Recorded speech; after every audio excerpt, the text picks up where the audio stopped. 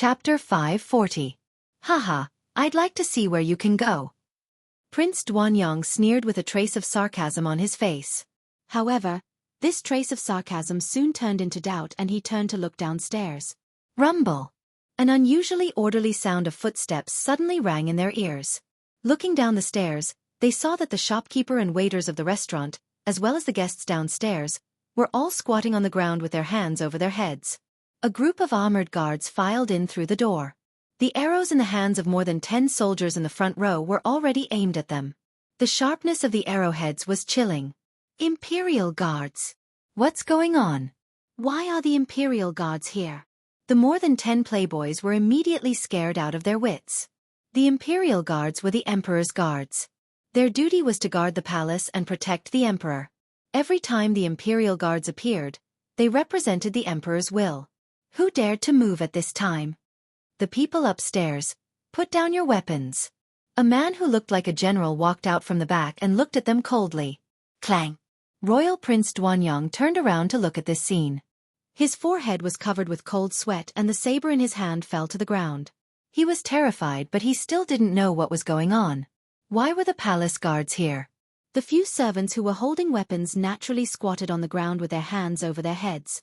Not to mention them, if they disobeyed, these Imperial Guards even had the power to shoot Prince Duanyang on the spot. Who were they? In the next moment, countless figures appeared in the restaurant. A group of Imperial Guards came up the stairs. Including Qin Yu, a dozen or so hedonistic young masters leaned against the wall. Cold arrows were pointed at them, and they didn't even dare to breathe loudly. I came late to the rescue.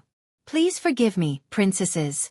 The guard general walked to the door, knelt on one knee and said in a low voice.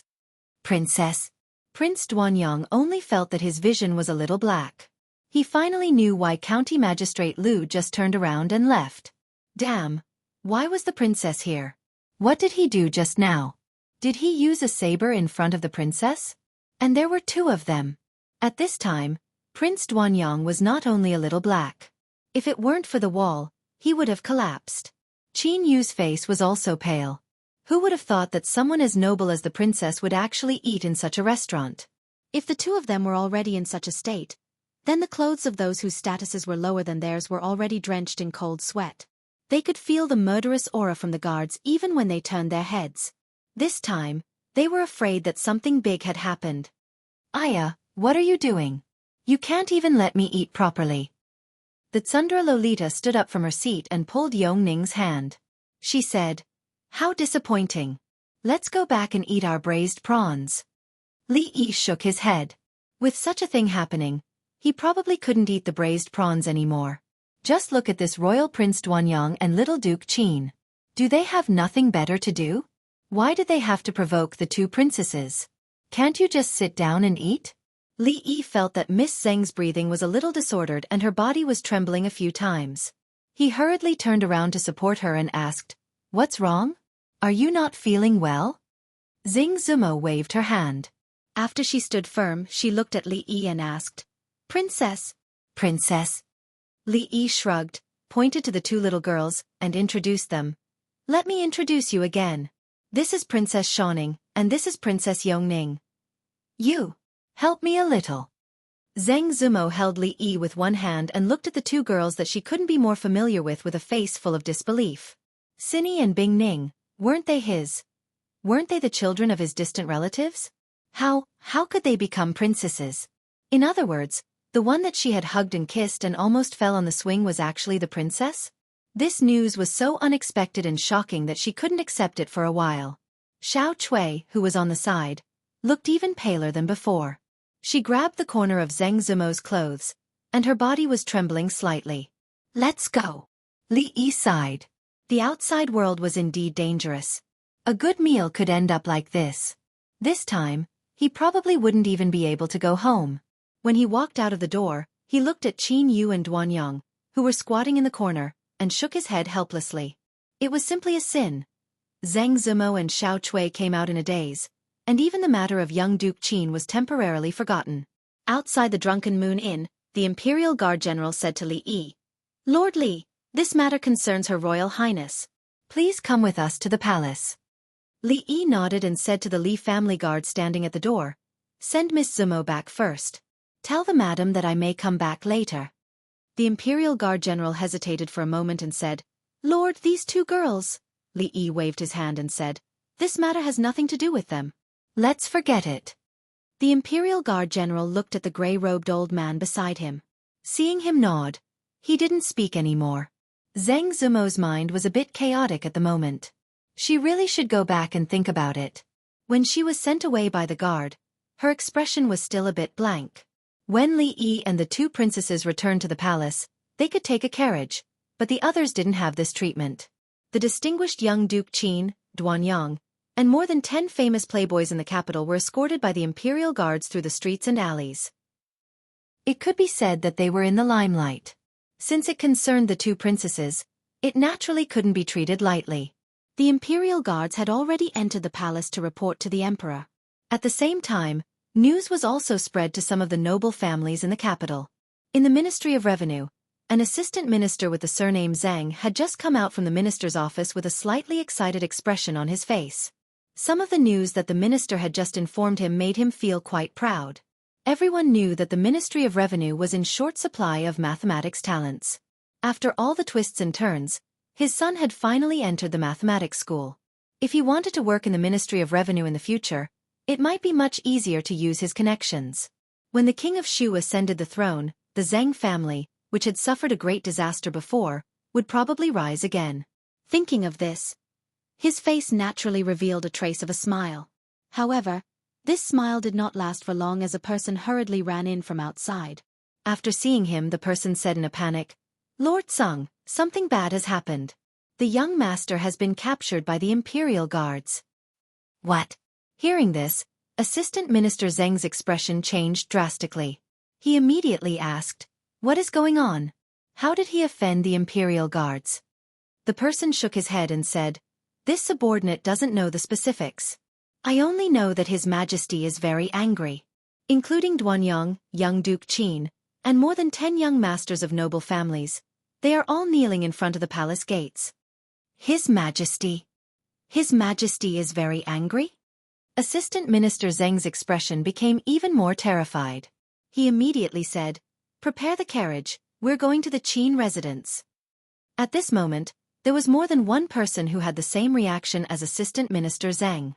In the Duke Chen residence, a woman said in a panic, "What?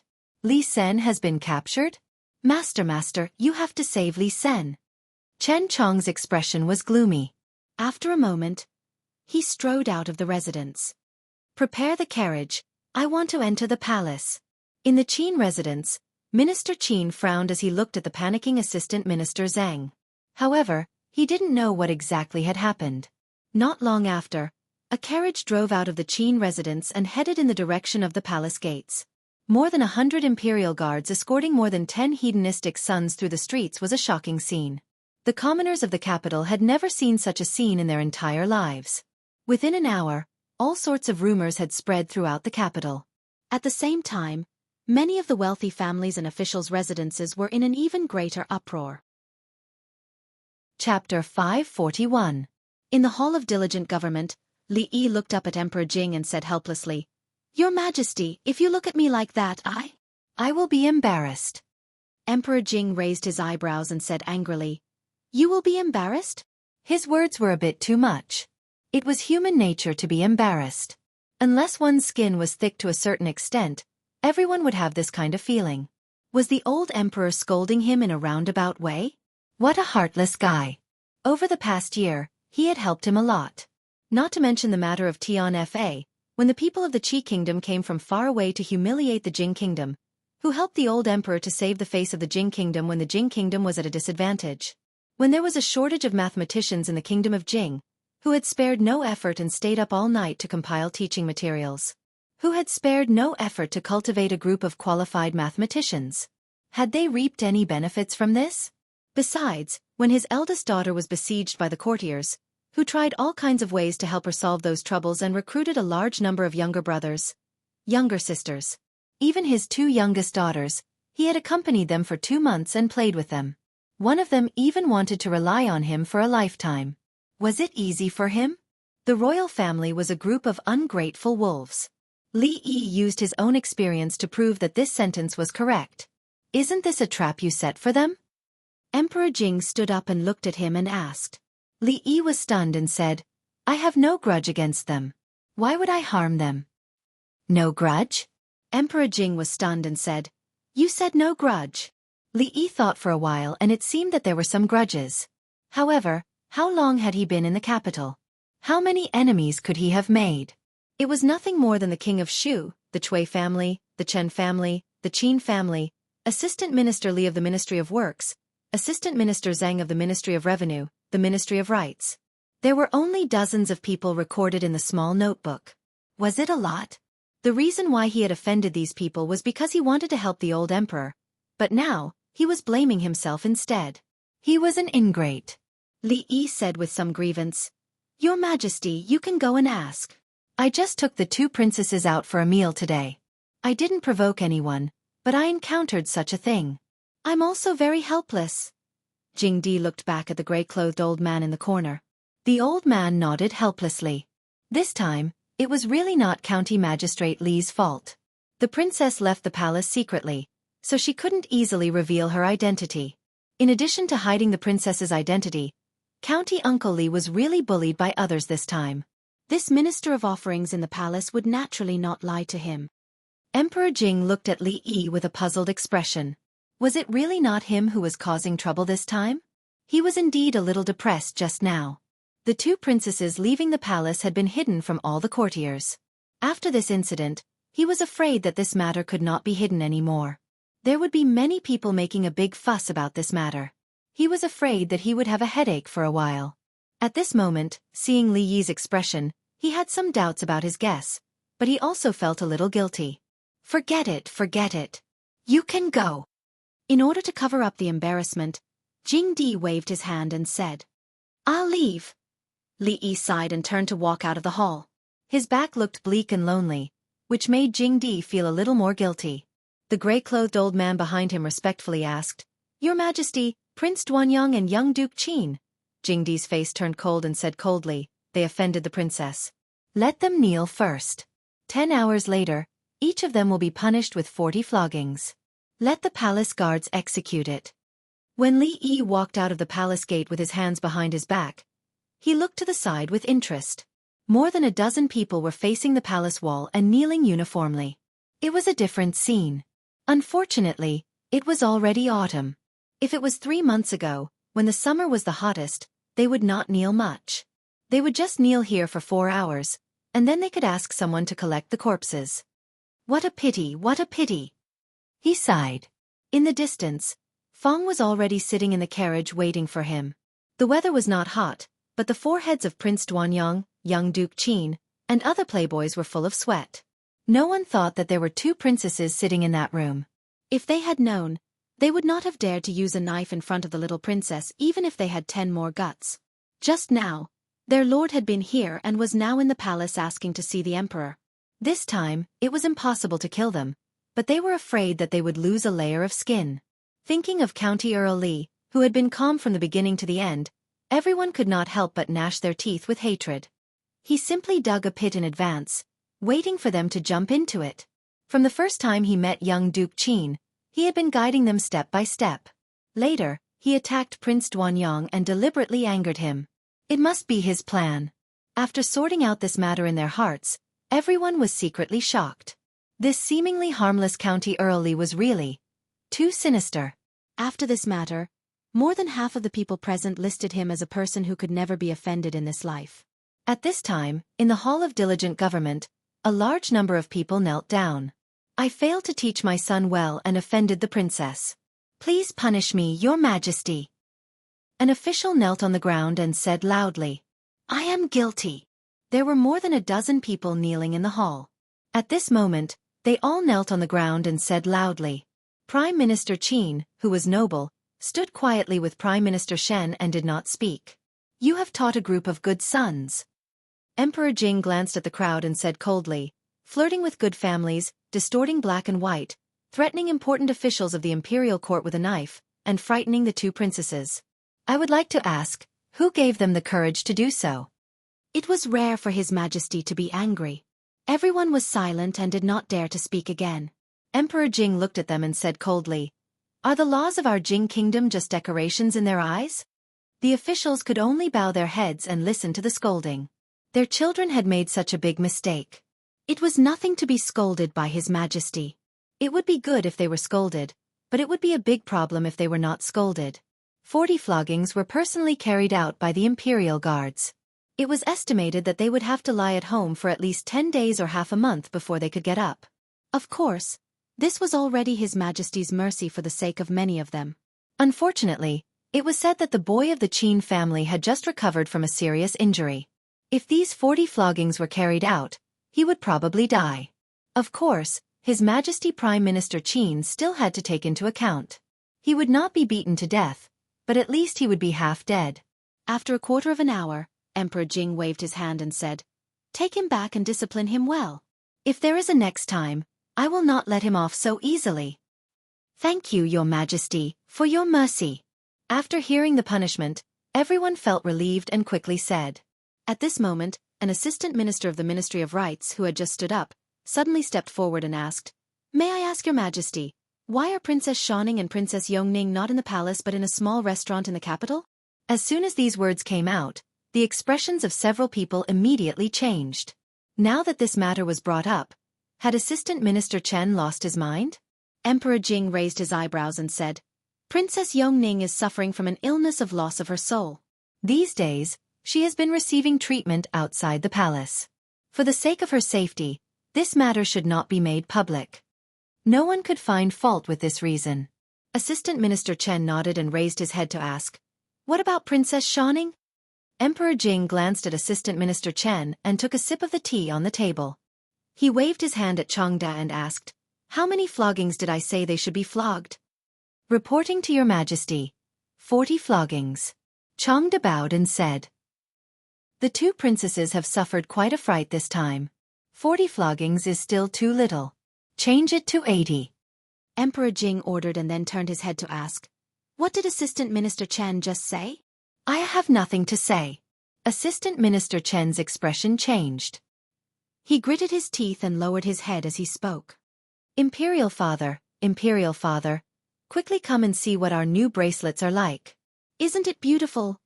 The two princesses who had suffered quite a fright ran in from outside hand in hand. The proud Lolita ran in front of Emperor Jing and waved her hand, her expression extremely proud. Chapter 542. Not long after, several courtiers walked out of the Hall of Diligent Government with their heads drooped. This time, because of his disappointing children, he was scolded by His Majesty, and his mood was extremely depressed. However, even if His Majesty did not punish them, they would still teach those boys a lesson. Rushing into the place where Her Royal Highness ate with a knife, they would say, "You mother-fasterous king want to rebel. Even I don't dare to do that." As for why the two little princesses were in the restaurant in the capital, was it important? Everyone glared at Assistant Minister Chen vaguely. Everyone knew that it was not appropriate for the two little princesses to leave the palace, but he actually mentioned it to His Majesty at this time. Was he stupid? However, His Majesty's reaction just now was far beyond everyone's expectations. "His Majesty, how did it become like this?" Finally, someone could not help but ask the person beside him with a complicated tone. The emperor had always actively listened to the reasonable suggestions of the court officials. It was not in accordance with the rules of etiquette to allow the young princess to leave the palace. It was normal for an official from the Ministry of Rights or an imperial censor to bring up this matter, but they believed that if Assistant Minister Chan had said one more word, it wouldn't just be a matter of 80 strokes. How could the once wise and selfless His Majesty, how could he, become like this? This was not the His Majesty they were familiar with. The few of them shook their heads and sighed helplessly. This matter could not be considered as truly over. In the shortest time possible, they had to inform all their close colleagues or the censors that they could not mention the matter of the little princess leaving the palace during the morning court session the next day. 80 floggings was enough. At this time, only Prime Minister Qin was left in the Hall of Diligent Government. "Is there anything else, Minister Qin?" Emperor Jing looked down and asked him. "Your Majesty." Prime Minister Qin opened his mouth. Okay, no need to say more. I understand." Emperor Jing waved his hand and said, I will ask them to be more lenient. However, Qin Yu is the leader of this matter. If I let him go alone, I am afraid the others will not be convinced. He can be spared from death, but he cannot escape punishment. I thank your majesty. Prime Minister Qin let out a long sigh and bowed deeply. Emperor Jing looked at his back as he left. His back was slightly stooped. He sighed and said, "It's time to discipline this child of the Qin family. The people are already complaining about his behavior. Don't let the Qin family's century-old reputation be ruined." Qin Xiang's footsteps paused. There was an unconcealable disappointment on his face. When he stepped out of the hall, his back was even more stooped. Wu Er, do you think the red dates or the garlic flavor tastes better? A large man beside him scratched his head and said, "Fifth master, I think the 5-spice flavor tastes better." The middle-aged man dragged out his voice.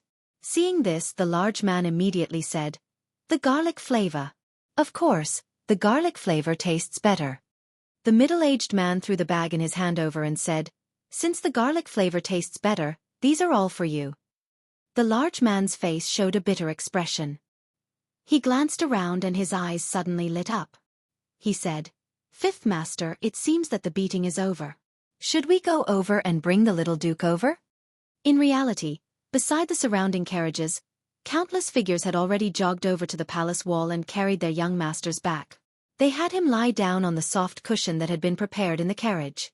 That fifth master waved his hand somewhat dispiritedly.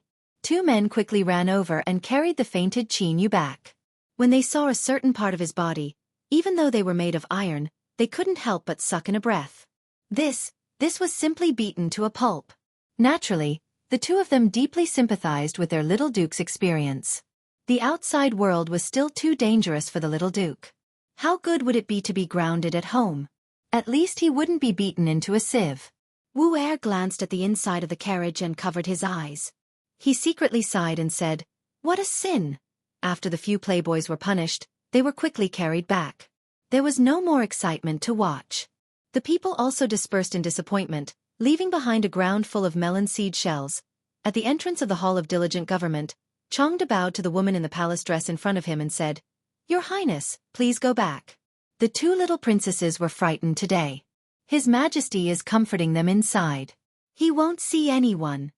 After a while, looking at the sky, Concubine Chui estimated that there was already a result outside the palace. Concubine Chui shook her head. She was afraid that what her younger sister had asked of her could not be done. At this time, in the Hall of Diligent Government, the proud Lolita excitedly told Emperor Jing about what she had seen and heard these days. She danced with joy. "Father, you don't know. Sir's rocking cart is very fun. And that uncle is very strong. Also, I went fishing with Sir. Those stinky fish actually don't eat candied haws. And I also have a rabbit that I keep at Sir's house. I want to see it in a few days." Emperor Jing held Yongning in his arms and touched Princess Shanning's head. He asked with a smile, "You weren't frightened today, right?" The proud Lolita shook her head and said angrily, "I wasn't frightened. It's just that I haven't eaten enough. I said that I would go to Sir's house to eat braised prawns, sweet and sour carp, braised lion's head. Sir also said that he would take us out to barbecue tomorrow." Seeing that his daughter kept talking about Sir, Emperor Jing was depressed. What was so good about Li Yi? Why did his 2 daughters like him so much? At this moment, the proud Lolita seemed to think of something again. She mysteriously attached herself to Emperor Jing's ear and said, "Father, in 2 years, can you issue a decree to betroth Shanning to Sir?" The expression on Emperor Jing's face froze. After a while, outside the Hall of Diligent Government, Changde heard the movement coming from inside the hall. He looked back and shook his head slightly. It seemed that His Majesty was really angered by those playboys this time. Otherwise, how could he even use the word beast? Chapter 543. The maids of the Li family were discussing in the yard which young master had his buttocks smashed in front of the palace gate yesterday. They didn't know whether they had eaten a bear's heart or a leopard's gall. It was fine if they bullied good people in daily life, but now they even dared to flirt with Her Royal Highness. They deserved to be beaten to death. Xiaofan was usually very interested in the gossips in the capital, but today, she had a bitter face. She had eaten too many melon seeds in the past 2 days, and her tongue was blistered and painful. In just a short while, she had already drunk 2 cups of fruit juice. Li Yi was a little bored in the past 2 days. The Heroes Conference was approaching, and Mississippi Lu was a little busy. Many real martial arts masters also came, so he took Rui to hold the fort. It seemed that he was determined to win the position of the chief of the Wulin League. The 2 little princesses had actually run out of the palace. Although for some reason, the courtiers and censors seemed to have reached some sort of tacit agreement. No one made a big fuss about this matter. However, it was unlikely that Yongning and Shouning would be able to leave the palace in a short period of time. These bastards. There were still a few days before Yongning could return to the palace. Now they suffered a big loss.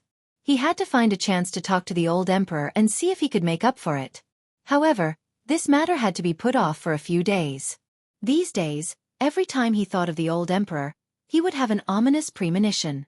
It was better to see him less these days. Today, he had to go to Miss Zheng's place to see her. She must have been frightened by what happened yesterday. When he was about to go out, he met an unexpected person at the door. County Magistrate Lu smiled and cupped his hands, saying, "Thank you, Lord Li. If it weren't for you yesterday, I'm afraid I would have been in danger." Speaking of which, half a year ago, it was Li Yi who called himself this official. In less than a year, their positions had been reversed. "Someone bring the gift here." County Magistrate Lu waved his hand behind him, and then said to Li Yi, "It's just a small gift to show my respect." Although it was a meager gift, considering his family's wealth, it was considered a huge loss. Thinking back to yesterday's events, it was too dangerous. If it had been him who had led the bailiffs into the room, he would have ended up the same way as those foppish nobles. However, he did not have such a deep background in the capital, so the situation would have been even more serious. Li Yi's advice yesterday was no less than a life-saving grace to him. 2 princesses. After receiving the exact news yesterday, he was really shocked and broke into a cold sweat. "We're all on the same side. Lord Lu, you're treating me like an outsider." Li Yi smiled and waved his hand. After he came to this world, he had spent the first few days in Qing and Prefecture. Thus, when he saw Lu Yi and County Magistrate Lu in Jingdo, he felt closer than other people.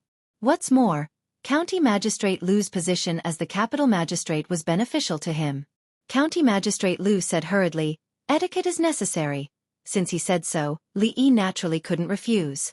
When the time came, he would tell Uncle Li to send someone to visit County Magistrate Lu's mansion. The standard of the gift would be the same as this one. Li Yi stretched out his hand and said with a smile, "Lord Lu, come in and have a seat." County Magistrate Lu could see that Li Yi was going out. Although he wanted to go in for a cup of tea and improve their relationship, he couldn't disturb him now. He cupped his hands and said, "I only want to thank you in person for your great kindness. I won't disturb you any more, Lord Li." The guests who came to the Li family all had a good habit of only giving gifts but not entering the door. They didn't even invite them in, so they didn't even have to pay for a cup of tea. Li Yi couldn't help but start to think whether it was because the feng shui of this mansion was too good. County Magistrate Lu also left in a hurry without entering the door. Li Yi shook his head and called Feng, followed by a few guards of the Li family, to the direction of the capital. After being trained by second granduncle for a period of time, Feng's strength had improved by leaps and bounds. Even the carefully selected guards in the imperial palace couldn't withstand a single punch from him. The gray-robed old man beside Yongning had stayed here for 2 months. In the beginning, he could easily defeat Feng with a wave of his sleeve. Later, he would hide from him when he saw him. Later, according to him, if it was a life-and-death fight, he could take Feng's life within 30 moves. But if it was an ordinary fight, this old man wouldn't be able to withstand a few blows from him. His skills were getting better and better, but his character was getting more and more cowardly. A few days ago, he was discovered by his mother-in-law for hiding some money and was not allowed to enter the mansion for 2 days. He became the laughingstock of the mansion. Sitting in the carriage, Feng asked while driving, "Young master, are you going to Miss Zheng's place again?" Li Yi raised his eyebrows. "What do you mean by again?"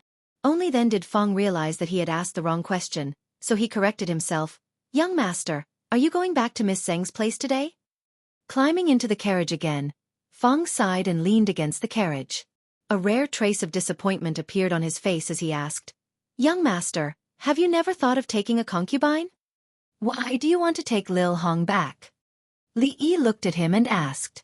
Fong shook his head and said, "There's nothing between me and Lil Hong." Li Yi curled his lips. Perhaps even Fong himself didn't believe his own words. There was nothing. There was nothing about running to the jadeite courtyard every 2 or 3 days. There was nothing about hiding some money to buy gifts for her. If there was nothing, how could a rough man's mind become so delicate? Who was he trying to fool? Fong suddenly turned his head and looked at Li Yi, asking seriously, "Young master, have you never thought of taking Miss Xing back? And that Miss Ruoqing, I don't believe that you can't tell that they like you." Li Yi's expression froze. Rui still had a knot in her heart that she couldn't get over. Although she said so, if he really did that, what kind of position would he put her in? Although it was uncertain what would happen in the future, based on the current way of getting along, it was the most important. He looked up at Fong. This wasn't important. What was important was this guy really Fong? Although his memory of old Fong was no longer limited to the simple and honest man who gave them the pheasants that he had hunted with great difficulty and gave them to his family, the man in front of him looked like he had experienced the vicissitudes of life, worry, wisdom, and a certain emotion that seemed to have settled after seeing through the affairs of the world. Was this really old Fong? "Fong, you've changed." Li Yi looked at him for a long time and said with a sigh, "Young master, people will change." Fong looked at him and said, "You will change, I will change, eldest miss will change, second miss will also change, all of us will change." At this moment, Fong was very much like a philosopher. Li Yi suddenly felt that he had underestimated Fong, underestimated everyone. "Young master, don't talk, let me be alone." Li Yi waved his hand. His voice was indescribably tired. Li Yi always came to this small courtyard during the day, so he couldn't see Ruoqing very often. But Miss Zheng was always there.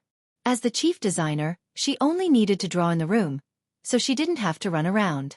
Today she wasn't in the room, but sitting at the stone table in the courtyard, staring at the swing under the tree in a daze. Li Yi let out a sigh and sat opposite her. Zheng Zumo looked up at him and didn't say anything. "Fong, this bastard, made me think about life with just a few words, but I went to the Jade Courtyard to talk about life with Little Red." After a moment of silence, Li felt the atmosphere was a little awkward, so he looked at Miss Zheng and said, "How about, you sing a song?" Zheng Zumo had learned a lot of new songs these days, which were all taught by Yong Ning. Maybe she also felt the atmosphere was a little awkward, so she asked, "What do you want to sing?" Li Yi bowed his head and thought for a moment. After a moment, he looked up at her. "How about 18 touches?" Chapter 544. What did you say? Zheng Zumo looked up at Li Yi, her eyes flashing with a dangerous light. 18 what? 18 turns. Li Yi looked at her and asked doubtfully, "Haven't you heard of it?" "Let me sing a few lines for you." He cleared his throat, and there was an explosive sound. "Yo! The descendant of the mountain, love the sun." Clang! In the kitchen, Xiao Chui, who was washing the dishes, was scared out of her wits by the sudden shout outside. The bowl she had just washed fell to the ground and shattered. In the courtyard, Zhang Zumo's face darkened. Before Li Yi sang the next line, she decisively covered his mouth. "This is a folk song from our hometown. It seems a little wild and not suitable for you to sing." Li Yi gasped. He was almost choked to death by her just now. "Isn't your hometown in Qing'an Prefecture?" Zhang Zumo glanced at him. "I'm talking about the hometown in my dream." "Oh, that's not important." Li Yi waved his hand and said, "How about I teach you 2 songs from my hometown? One is called The Most Dazzling Ethnic Style, and the other is called Little Apple. Listen to it, it's quite nice." This time, Li Yi's mouth was covered before he could even make a sound. He was a little regretful.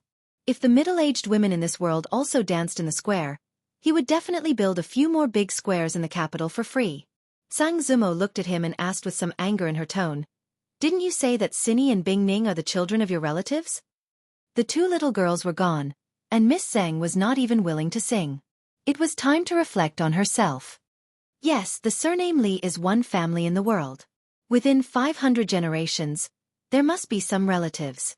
Li Yi thought this explanation was perfect. Zheng Zumo glared at him again. After coming back yesterday, she recovered from the shock and thought about it carefully. Naturally, she could understand why Li Yi had concealed their identities. But yesterday in the Drunken Moon Tower, she was really scared, and naturally had some complaints about him. Xiao Chui did not even dare to sleep alone last night. She spent the whole night asking her if they would be arrested because she had pinched the princess's face. Would they punish her for being disrespectful? Of course, there were other reasons for her anger. Exine. Princess Yongning's words had disturbed her for many days, but Exine didn't say anything, as if nothing had happened. In fact, she had been suppressing her anger recently. Li Yi waved his hand and said, "You don't have to worry. The princess is not that scary. She will still be the same as before. Just pretend that you don't know anything about this." Ordinary people had a natural fear of the royal family. If they were to be punished for being disrespectful to the royal family, then even if they had a few hundred heads, it would not be enough to chop them off. Instead of worrying about this, it was better to worry about whether that damn pervert Qin Yu would secretly play some tricks. But thinking about it, it was not very likely. He heard that in front of the palace gate yesterday, he was beaten unconscious on the spot. Li Yi guessed that the old emperor had held back. Otherwise, the Qin's residents would be preparing for a funeral today. As for the other good-for-nothings, including that royal Prince Duanyang, they wouldn't be able to do anything for the next 10 days to half a month. Now that they had all been dealt with, it was likely that the capital would be much quieter in the near future. As one of the 3 heroes of the capital, he was still very competent and inadvertently did something practical for the common people. However, this kind of thing was hard to guarantee. Who knew what the bottom line of those bastards was? The security around the small courtyard still needed to be strengthened. The current situation was no longer the willow leaf stockade. Not to mention the subordinates of Mississippi Lu. Just the number of experts recruited from the brothels was already uncountable. They spread out like a net in the capital. As long as one side made a move, countless people would gather in a short period of time. These things were all done by Lu Luo. He was familiar with the Jianghu and had a high prestige. In addition, he alone accounted for more than 90% of the intelligence of the 2 brothers. He could be said to be extremely intelligent and rarely made mistakes. All the affairs were arranged in an orderly manner. Many accidents or sudden incidents could also be handled with a strong hand. Mississippi Lu had never been convinced by anyone, and he was one of them. Otherwise, with Mississippi Lu managing the many matters of the hero ranking with passion, it would not take long for the whole thing to collapse. Don't rush to expand the shop. If there are smart people under you, you can train them in the direction of a shopkeeper or a manager. Of course, the foundation must be clean. Don't let Ruoqing run around all day. There is no end to the work. Got it. Zheng Zumo waved her hand impatiently, as if she wanted to see him off. She was a little strange today. Li Yi counted the days and calculated a little, and he didn't find it strange anymore. He stood up and said, "Then I'll go back first." Zheng Zumo waved her hand again, stood up, and walked into the house. Li Yi sighed. When he walked out the door, Fong was already squatting beside him, waiting. Seeing Li Yi come out, he stood up. "Young master, don't talk." Li Yi hurriedly waved his hand, got into the carriage and said, "Let's go around the city." At this time, it was still early before dark. Rui and the others would probably return in 2 to 4 hours. He would go to the brothel and some shops in the capital from time to time. At the door of a brothel in the city, when Li Yi got out of the carriage, another carriage happened to pass by. "Fortune or misfortune, Your Highness has really grown up this time," Prime Minister Qin said softly and turned to step into the mansion. Inside the carriage, the King of Shu had a faint smile on his face. After a while, the smile on his face disappeared and a strange light flickered in his eyes. He asked, "Have you found out the details of those 2 women?" "Your Highness, I have." A voice came from outside the carriage. The King of Shu smiled again and unconsciously rubbed his fingers. He picked up a book beside him and read it attentively. Chapter 545. Every time he planned to go to the palace, he would have a bad feeling in his heart. Therefore, Li Yi stayed at home for the past few days. As he sat on the stone bench in the courtyard thinking about life, his eyes were suddenly covered by someone from behind. "Guess who I am?" A strange voice came from behind him. Xiao Huan was not that naughty, Rui would not do such a childish thing, and Mississippi Lu was even more so. Although she purposely pinched her throat, It was not hard to tell that the little devil who had been tormenting him for 2 months was here again. Let me guess, is it Xiaofan? No, the voice behind him said proudly. Then is it Duanwu? Li Yi said again. Guess again. The arrogant lowly was obviously very proud of herself. This time she did not even try to hide her voice. Li Bingning, what did you touch with your hand? Li Yi moved her hand away and asked while rubbing his eyes. I didn't touch anything. The arrogant lowly said in surprise. It's just that my mother caught a cold last night, so I just made a bowl of ginger soup for her. How did you know it was me? The arrogant lowly was really his nemesis, Li Yi thought as he washed his eyes with water. Using ginger to make people cry was a common method used by the newcomers in the brothel who had no acting skills. Li Yi guessed that the ginger that the arrogant lowly used to make the ginger soup today must be very old. While Li Yi was washing his eyes, the arrogant lowly was playing with the rabbit that she had caught with her own hands with a vegetable leaf. At this time of year, it was really a luxury to feed the rabbit with vegetables. Fortunately, the greenhouse was built earlier this year, so he would not have to eat dried vegetables for the whole winter. I talked to my father a few days ago. The arrogant lowly suddenly said while holding the rabbit. What did he say? Li Yi also asked casually. Li Yi guessed that it was to allow her to leave the palace as she pleased. The old emperor did not put on any airs and did not act like an emperor at all. He was even more indulgent towards the arrogant Lolita. Li Yi was afraid that he would suffer in the future. The proud Lolita said proudly, I'll tell my father and ask him to betroth me to you in a few years. Clang! Because his hand moved too much, the copper basin fell to the ground. Li Yi's clothes and shoes were all wet. What did you say? He asked again, afraid that he had misheard. I'll ask my father to betroth me to you, the proud Lolita said confidently. Li Yi stood in the courtyard and couldn't help but swallow a mouthful of saliva. He finally knew where that ominous premonition of the past few days came from. He looked at the palace guards and the grey-robed elder standing outside the courtyard. He wondered if he could make it in time if he ran now. The precocious young lady was very dangerous. Li Yi suddenly lost his sense of security. If she said something even more outrageous in front of the old emperor, he was afraid that he would really have to run. He sighed, picked up the copper basin, and walked into the house. He waved at the proud Lolita and said, Xiaoning, come over here. Teacher wants to talk to you about something. The proud Lolita left. Before she left, she said that she would come back to see her rabbit in a few days. She also reminded Li Yi that he still owed her a roasted meat. He would make it up to her next time. She was almost gone. Why would he eat roasted meat? Li Yi felt that one day he would be tricked by the proud Lolita to death, unknowingly. At this moment, Fong walked in from outside. He looked at him and asked doubtfully, Young master, I just heard that someone is going to be betrothed to you. You can't be thinking of asking the emperor to help you, right? If you force it, I'm afraid that eldest miss won't agree. Fong. Li Yi looked at him and asked, Has anyone recently said that you talk a lot? No. Fong shook his head and looked at him. Little Red said that what I said recently was very reasonable.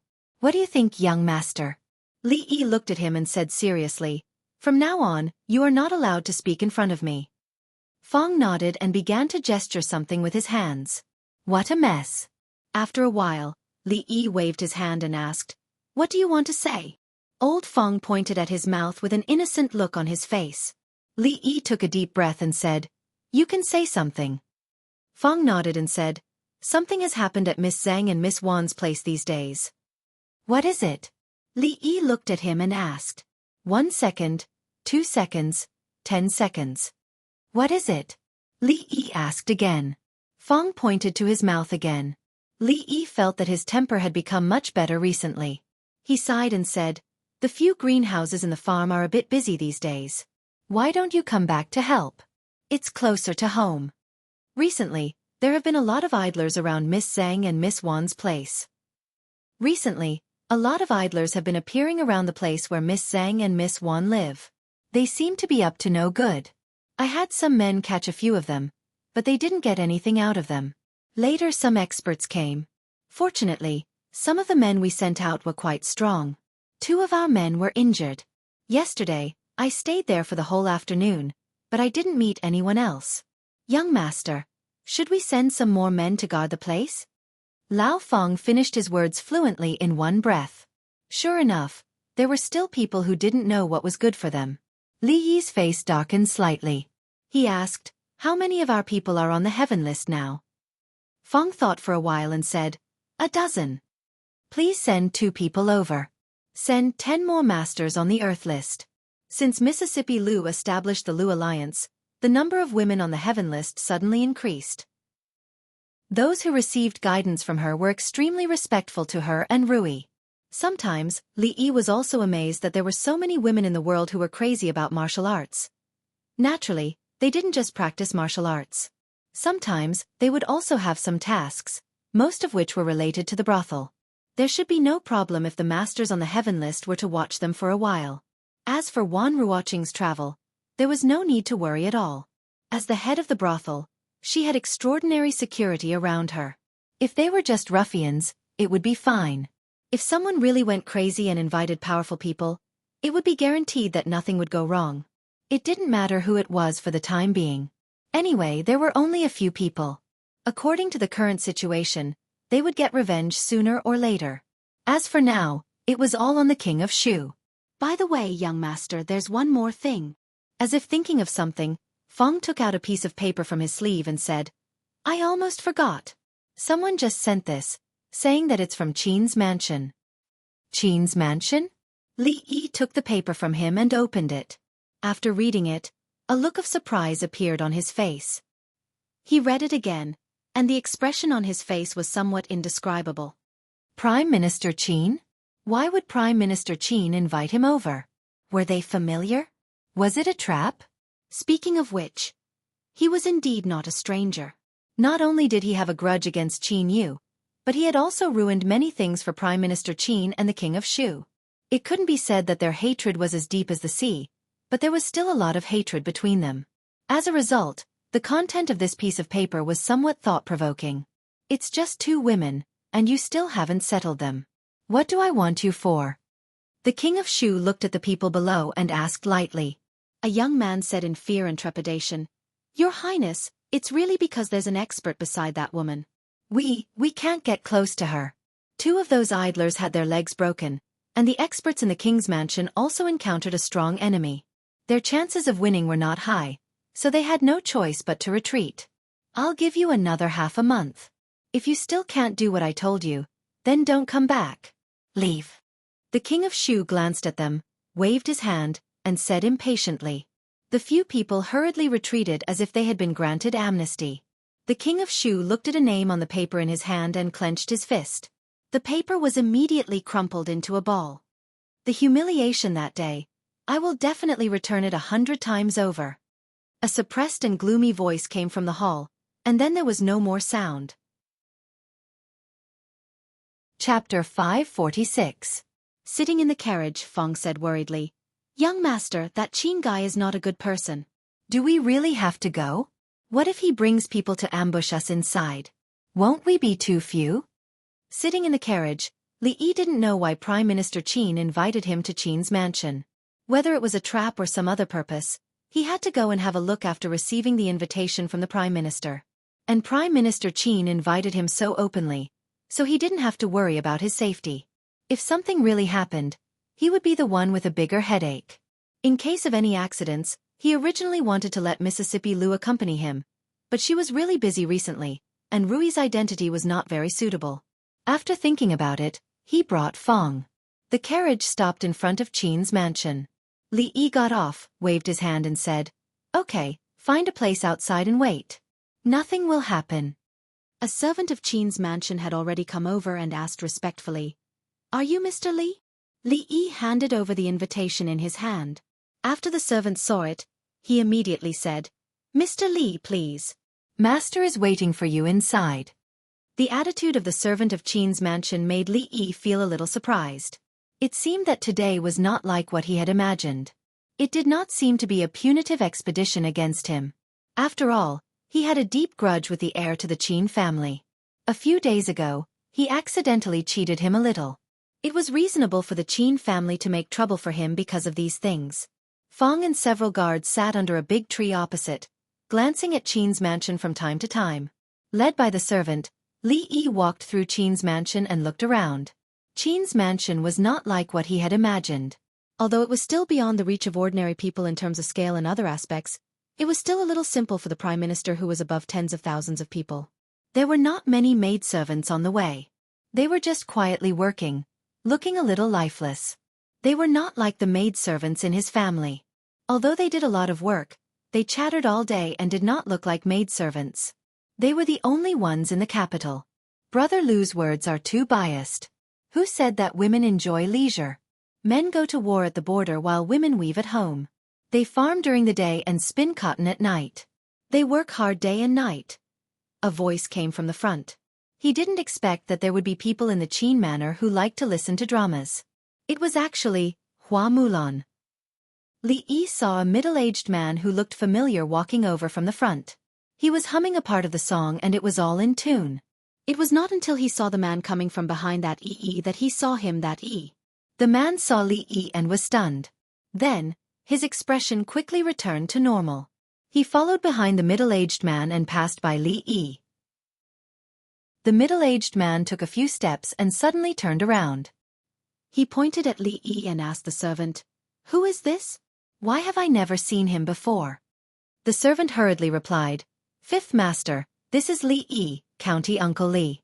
He is Master's guest. Master is still waiting, so we'll go over first." The fifth master of the Qin clan was stunned. The old master that the servant mentioned was naturally his father. However, there were many guests in the house, but almost all of them took the initiative to visit. With his father's status, it was naturally impossible for him to visit others. However, there were very few people that he personally invited. He was confused for a moment and then realized something else. Li Yi, County Uncle Li? He was stunned for a moment and looked at the man uncertainly. He asked, "Did he just say Li Yi, County Uncle Li?" The man nodded and said, "That's right. Let's go back and have a look." With an excited smile on his face, Fifth Master turned around and walked in the direction where he came from. "Fifth Master, aren't you going to watch the play today?" The man asked doubtfully. "Why? There are ready-made plays at home. By the way, is the King of Shu in the young master's room now?" "Oh, not bad. The house is lively today." Seeing Fifth Master striding forward, the man scratched his head with a trace of doubt on his face. Then, he shook his head and quickly followed Fifth Master. The Qin's mansion did not seem to be very big. At least, it was much smaller than Li Xian's mansion. Li Yi estimated that after 3 or 5 minutes, the servant took him to a hall. He walked in and said, "Master, County Uncle Li is here." The servant was also surprised at this time. Usually, when guests came to the mansion, they were the ones waiting for the master. Even the King of Shu was no exception. Today's situation was extremely rare. Li Yi walked in and saw a white-haired old man sitting on the main seat. He was wearing a plain Confucian robe and looked exactly the same as Prime Minister Qin that Li Yi usually saw. "Greetings, Prime Minister Qin." Even though the few times he met Prime Minister Qin could not be called harmonious, the necessary etiquette could not be omitted. The reason why he called himself junior instead of subordinate was that the college was directly under the jurisdiction of the old emperor.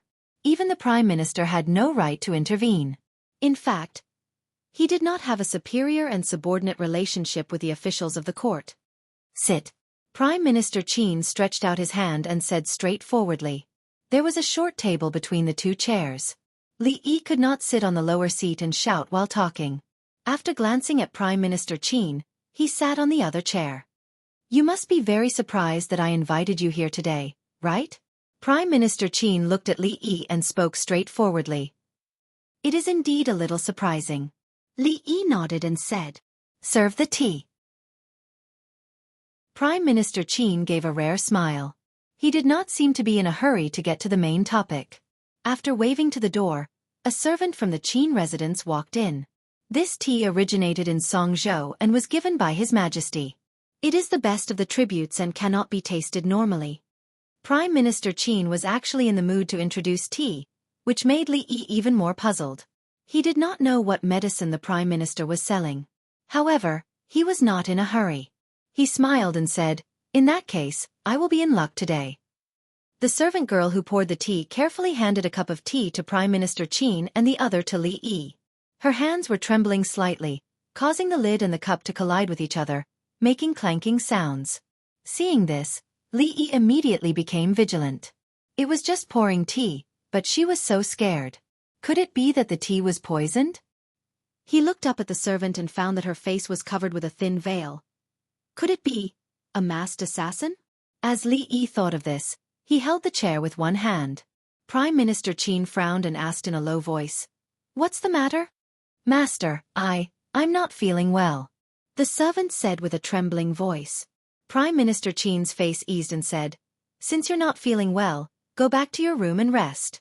Tell the housekeeper to get someone else." At this time, Li Yi's face had calmed down. He stood up and said with a smile, "I'm really sorry, I suddenly have to go to the toilet, I don't know." In the current situation, it was not appropriate to say that directly. Prime Minister Qin had already picked up the teacup, but he put it down and said, "People have to go to the toilet, it doesn't matter." Then he looked at the servant and said, "You take Uncle Li to the toilet first." Li Yi smiled apologetically and walked out slowly. The servant put down the tray and walked out behind him. She clenched her fists. Under the thin veil, her expression was indescribable. Chapter 547. A few steps behind Li Yi, the veiled maid lowered her head and said in a low voice, "Uncle Li, the toilet is in front." "Why are you here?" Li Yi turned around and looked at her. The maid's body trembled slightly, and her voice was a little panicked. "Uncle Li, I don't know what you are talking about." "I mean, why are you in the capital and in Prime Minister Qin's mansion?" Li Yi stared at her and asked, "Lu Mei, where are your parents?" The maid's body trembled again, but she also knew that she couldn't hide her identity. She slowly took off her veil, and it could be seen that she was pretty, but the scar on her face was extremely eye-catching. And her appearance was not strange to Li Yi. "Dead, all dead." She looked complicated and said in a sad voice, "On the way to the capital, I encountered bandits, and my parents died. I was saved by a passing caravan. Later, I had no choice but to stay here because the steward of Qin's mansion pitied me." Li Yi looked at the woman in front of him. She was young, but her face was full of vicissitudes. He couldn't connect her with the arrogant girl in Willow Leaf Village a year ago. If he remembered correctly, this girl named Lu Mei should be the daughter of Rui's third uncle. When she was in Willow Leaf Village, she didn't get along with Xiaofan and the others, but it was mostly expressed in words of dissatisfaction and cynicism. Naturally, there was no deep hatred between them. Later, because of the matter of the Lulin gang, Rui's uncles took money from their families, left Willow Leaf Village, and settled down in their own homes in order to avoid trouble. It was strange that after that day, Li Yi never saw them again until he saw Lu Mei here. In that case, third uncle and third aunt were no longer in this world. When Li Yi recalled, he could only remember that third uncle was a skinny man who didn't talk much and seemed to be afraid of his wife. Third aunt was quite powerful. She could stand at the door and argue with second aunt for an hour without losing. But now, too many things had happened in this 1 year. To him, these were all very distant memories.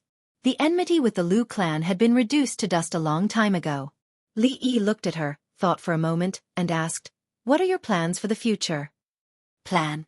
A smile appeared on Lu Mei's face, but it was uglier than crying. I'm already like this, what other plans can I have? I'm pretty good right now." Li Yi looked at her again, shook his head, and walked back the way he came. Lu Mei turned around. Even after his figure disappeared, she stood there for a long time, her face ashen. She could still remember that one day about a year ago, when her mother came back from outside, she didn't seem very happy. Later, she learned that Sister Rui snatched a husband from outside, which ruined some of their plans. She remembered that her mother had been thinking about their 2 acres of land for a long time. In the beginning, she had seen the husband of the stronghold a few times.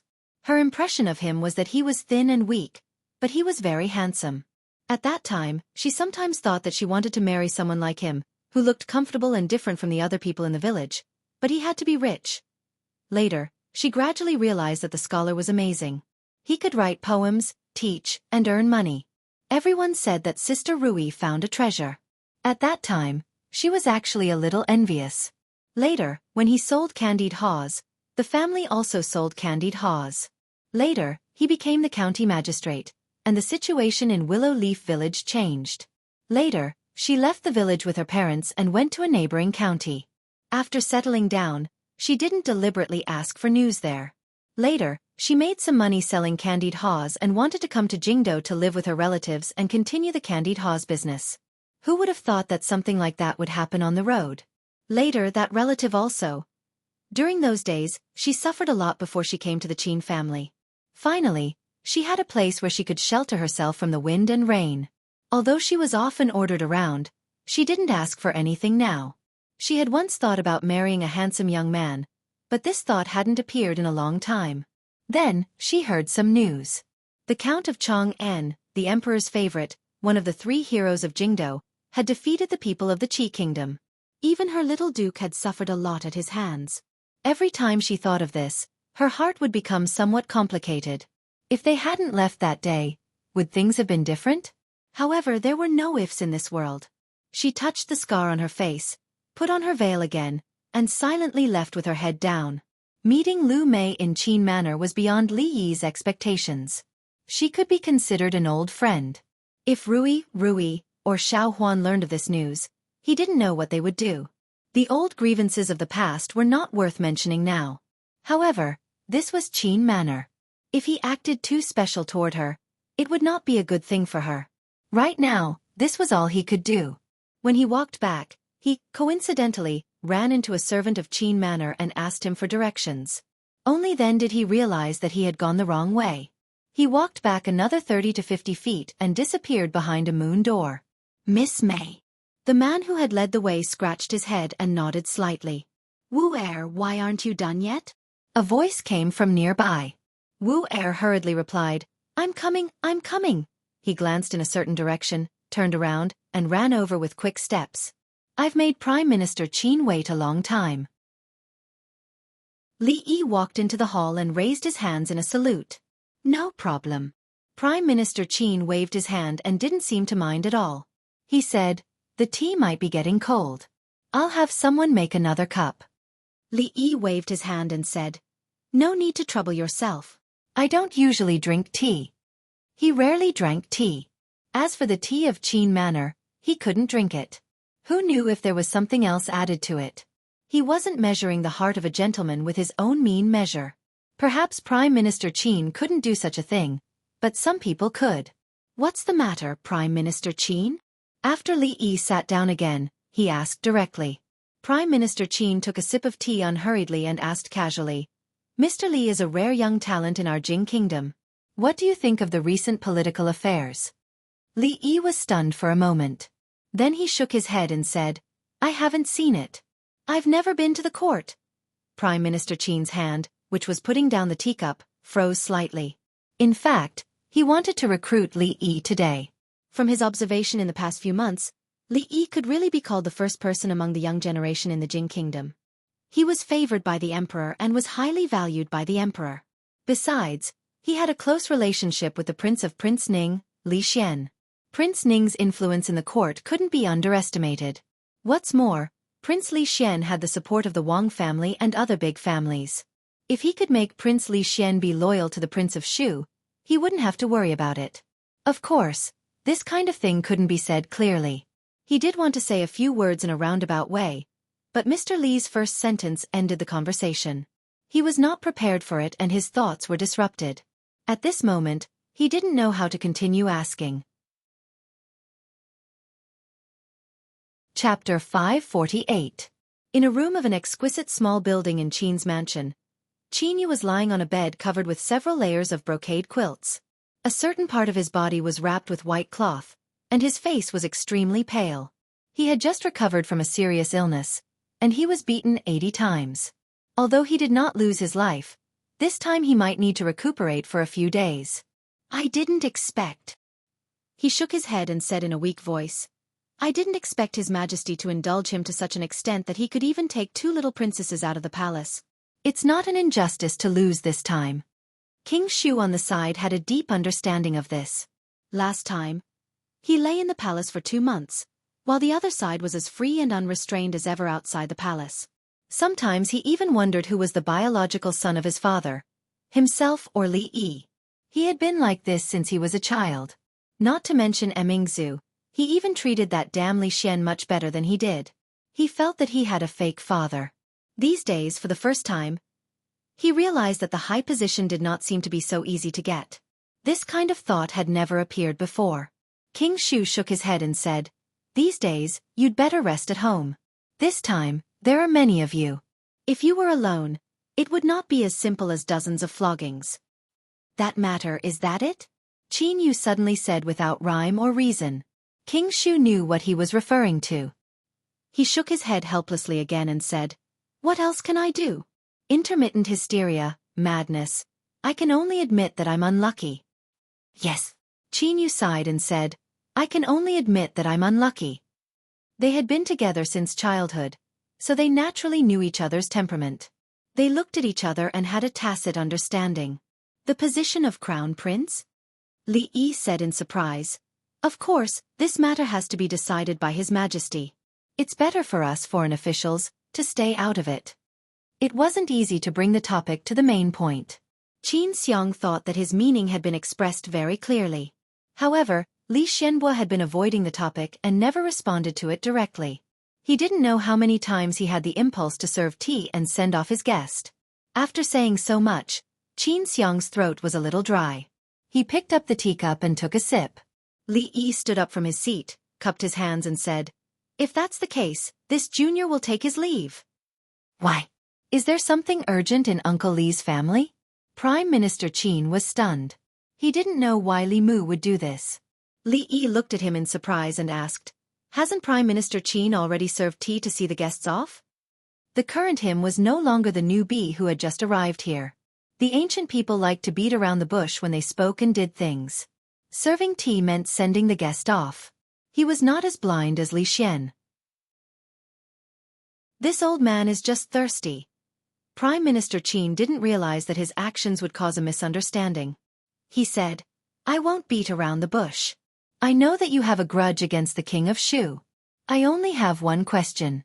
If your Highness is willing to let go of the grudge, can County Uncle Li let bygones be bygones? The King of Shu will inherit the throne in the future. You should be clear about the pros and cons." He would never be so straightforward when he talked to people. However, if he continued to talk in the way just now, he was afraid that there would be no result even when it was dark. However, he didn't have the patience to wait any longer. In fact, just now Li Yi had roughly guessed why Prime Minister Qin called him here today. However, was he sure that the King of Shu was willing to let go of the grudge? If that guy had such a mind, things wouldn't have gotten to this point. If he really became the emperor, would there be a way for him and others to live? Since he took action in the palace that day, there had been no way out. Naturally, it was impossible for him to turn back. Either he lived or the King of Shu died. There was no second possibility. Li Yi sighed and pointed to his head. He said, "Prime Minister Qin, you know that sometimes I can't control myself, especially when I see the King of Shu. I don't know when my hysteria will act up. If I hurt the King of Shu again, I'm afraid that His Majesty will see my head. The court officials won't agree either. It's not good for anyone."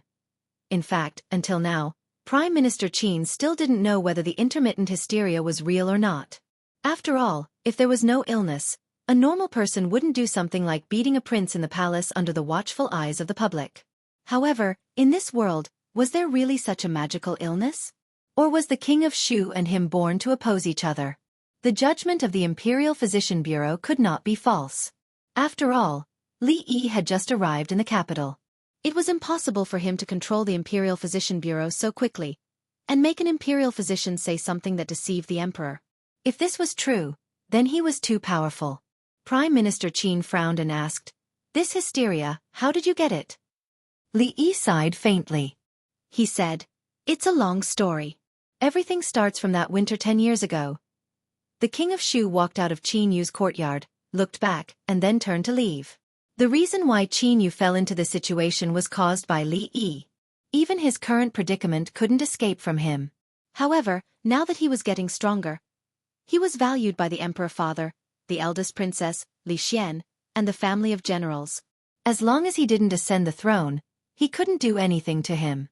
Although he didn't want to admit it, it was a fact. He could influence some things in the court, but for him, who wasn't in the court at all, it was not worth mentioning. As for small fights in private, it wouldn't hurt the foundation, and there was a high possibility that it would be exposed. Naturally, he wouldn't do it easily. Coincidentally, he found out that the girl had a close relationship with him. If something happened to her, Li Yi would naturally not be happy, but he would be happy. However, he was depressed to find out that he could not even complete such a small task, which made him feel even more depressed. As he was thinking about these things, he suddenly felt a pain in his chest when he turned a corner in a long corridor. He looked down and saw the maid who accidentally bumped into him. He slapped her and said coldly, "Lowly maid, don't you have eyes?" If this was in the King of Shu's mansion, such a servant would have been dragged out and beaten. However, this was the Qin's mansion, so he naturally had to restrain himself. The maid was wearing a thin veil on her face. After the slap, the veil fell off, revealing a scar on her face. Seeing this, the King of Shu felt even more disgusted. Sorry. The maid covered her face and kept apologizing. In a pavilion not far away, the Qin family's fifth master shook his head in disappointment. What a coincidence. What a coincidence. There's no fun to watch now. Just as he finished speaking, he saw a young figure walk out of the hall. After a moment of shock, a look of excitement appeared on his face. He grabbed a handful of melon seeds peeled by a maid and put them in his mouth, staring in a certain direction. Get lost. The King of Shu scolded the maid coldly and walked past her. Suddenly, he felt something and turned his head to look, meeting with another pair of eyes. This was a big surprise. Looking at that gaze, the King of Shu immediately thought of some unhappy things. He couldn't help but take a few steps back, but he didn't notice the steps behind him. He stepped on air, and the sharp pain from his ankle made his expression a little hideous.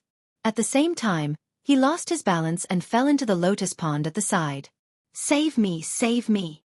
In just a few breaths of time, the Qin manor was filled with the sounds of chickens flying and dogs jumping. Countless panicked figures began to madly rush towards the pool. Li Yi and Lu Mei looked at each other with innocent expressions on their faces. This time, they really couldn't blame him. He was also very surprised to meet the King of Shu here. He just glanced at him, and then the King of Shu jumped into the pond. Could this be the legendary king's aura? Not far away, the Qin family's fifth master widened his eyes, and melon seeds sprayed out from his nose. He didn't expect the King of Shu to be so afraid of County Uncle Li that he jumped into the pond in fear from a distance of several feet. It was said that the King of Shu was a good-for-nothing. Today, he saw that the rumors were true. Chapter 549. The water in the lotus pond was not deep, and the King of Shu was quickly fished out by the servants of Qin's mansion. When he fell down, he was not injured, but his whole body was wet. But before he fell, he sprained his ankle. It seemed to be quite serious, and he could not even stand up. He was immediately carried away by two servants, and another person hurried out of the mansion to find a doctor. After the King of Shu disappeared, the expressions of some servants in Qin's mansion became a little strange. Many people had seen the scene just now. A dignified prince was actually scared to this extent by a county uncle. It was really a bit too embarrassing. Qin Xiang walked out of the hall. When he looked back from the lotus pond, the way he looked at Li Yi was completely different from before. In the end, he did not succeed in roping him in. No matter what reason the other party found, he was still standing on the opposite side of the King of Shu. Moreover, the scene he saw just now proved that there was probably no way to turn back the situation. Li Yi turned back, cupped his hands to Qin Xiang and said, "I will leave first, the soup is still boiling at home." Qin Xiang nodded slightly and said to the servant girl beside him, "Show the way for County Uncle Li." "No need, remember the way." Li Yi waved his hand, turned around, and left. Looking at his back, Qin Xiang could not hide the pity on his face. The servant girl with a scar on her face also looked up, bit her lips and slowly left. Su San left Hongdong County, and came to the street. "I have not spoken, but my heart is miserable. Gentlemen, listen to me. Who will go to Nanjing and pass the letter to my San Lang?" "Fifth Lord, where are you going?" Seeing the fifth lord humming a tune with his hands behind his back, Wu Er asked in confusion. The fifth lord sighed and said, "It's not enough, not enough, let's go out to watch the opera." I heard from Rui that you went to Prime Minister Qin's mansion today? While eating, Rui looked up at Li Yi and asked. Oh yes. Li Yi picked up a mouthful of food and said casually, we just chatted casually, and didn't even drink tea. The Qin family is so stingy. What business does Prime Minister Qin have with you? Although Li Yi rarely mentioned anything about the imperial court or outside matters, she was actually very clear about her family's position in the imperial court, friends and foes, as well as some changes in the situation. Because some of the departments in the brothel were in charge of such things. It's nothing much. We just casually chatted for a bit. He said that I'm going to assist the king of Shu, but he's just a pile of mud that can't be supported. What's there to support? Li Yi put down his chopsticks and peeled a prawn for Xiaofan. Rui and Rui had no problem peeling prawns as they could do it with just 2 chopsticks. Only Xiaofan could not learn it no matter how hard she tried and always made a mess. Xiaofan and he both liked to eat prawns, but the prawns had been kept in the ice house for a long time and were not very fresh. Today's prawns were sent by the Tsundere Lolita from the palace. He heard that they were the newly arrived tribute prawns. This was the advantage of being an emperor. He could eat whatever he wanted. If there was nothing in Jingdo, he could have other places pay tribute to him. Ever since the cost of making ice had been greatly reduced, fruits shipped from distant places had become cheap. Thank you, Prime Minister. Xiaofan said sweetly and focused on eating.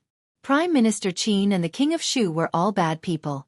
Prime Minister Qin would beat up bad people. She only wanted to eat prawns. Then, did anything happen? Rui asked again. No. Li Yi shook his head and said, they are all scholars. What can happen? Even if they really want to do something, they can't be so brazen. Besides, Fong and the others are following them, so there's no need to worry. After saying that, he looked at Rui and asked, how's the hero competition going? It should be coming soon, right? Rui shook her head and said, I'm afraid it will be delayed for a few more days. Recently, there have been more and more experts coming to Jingdo.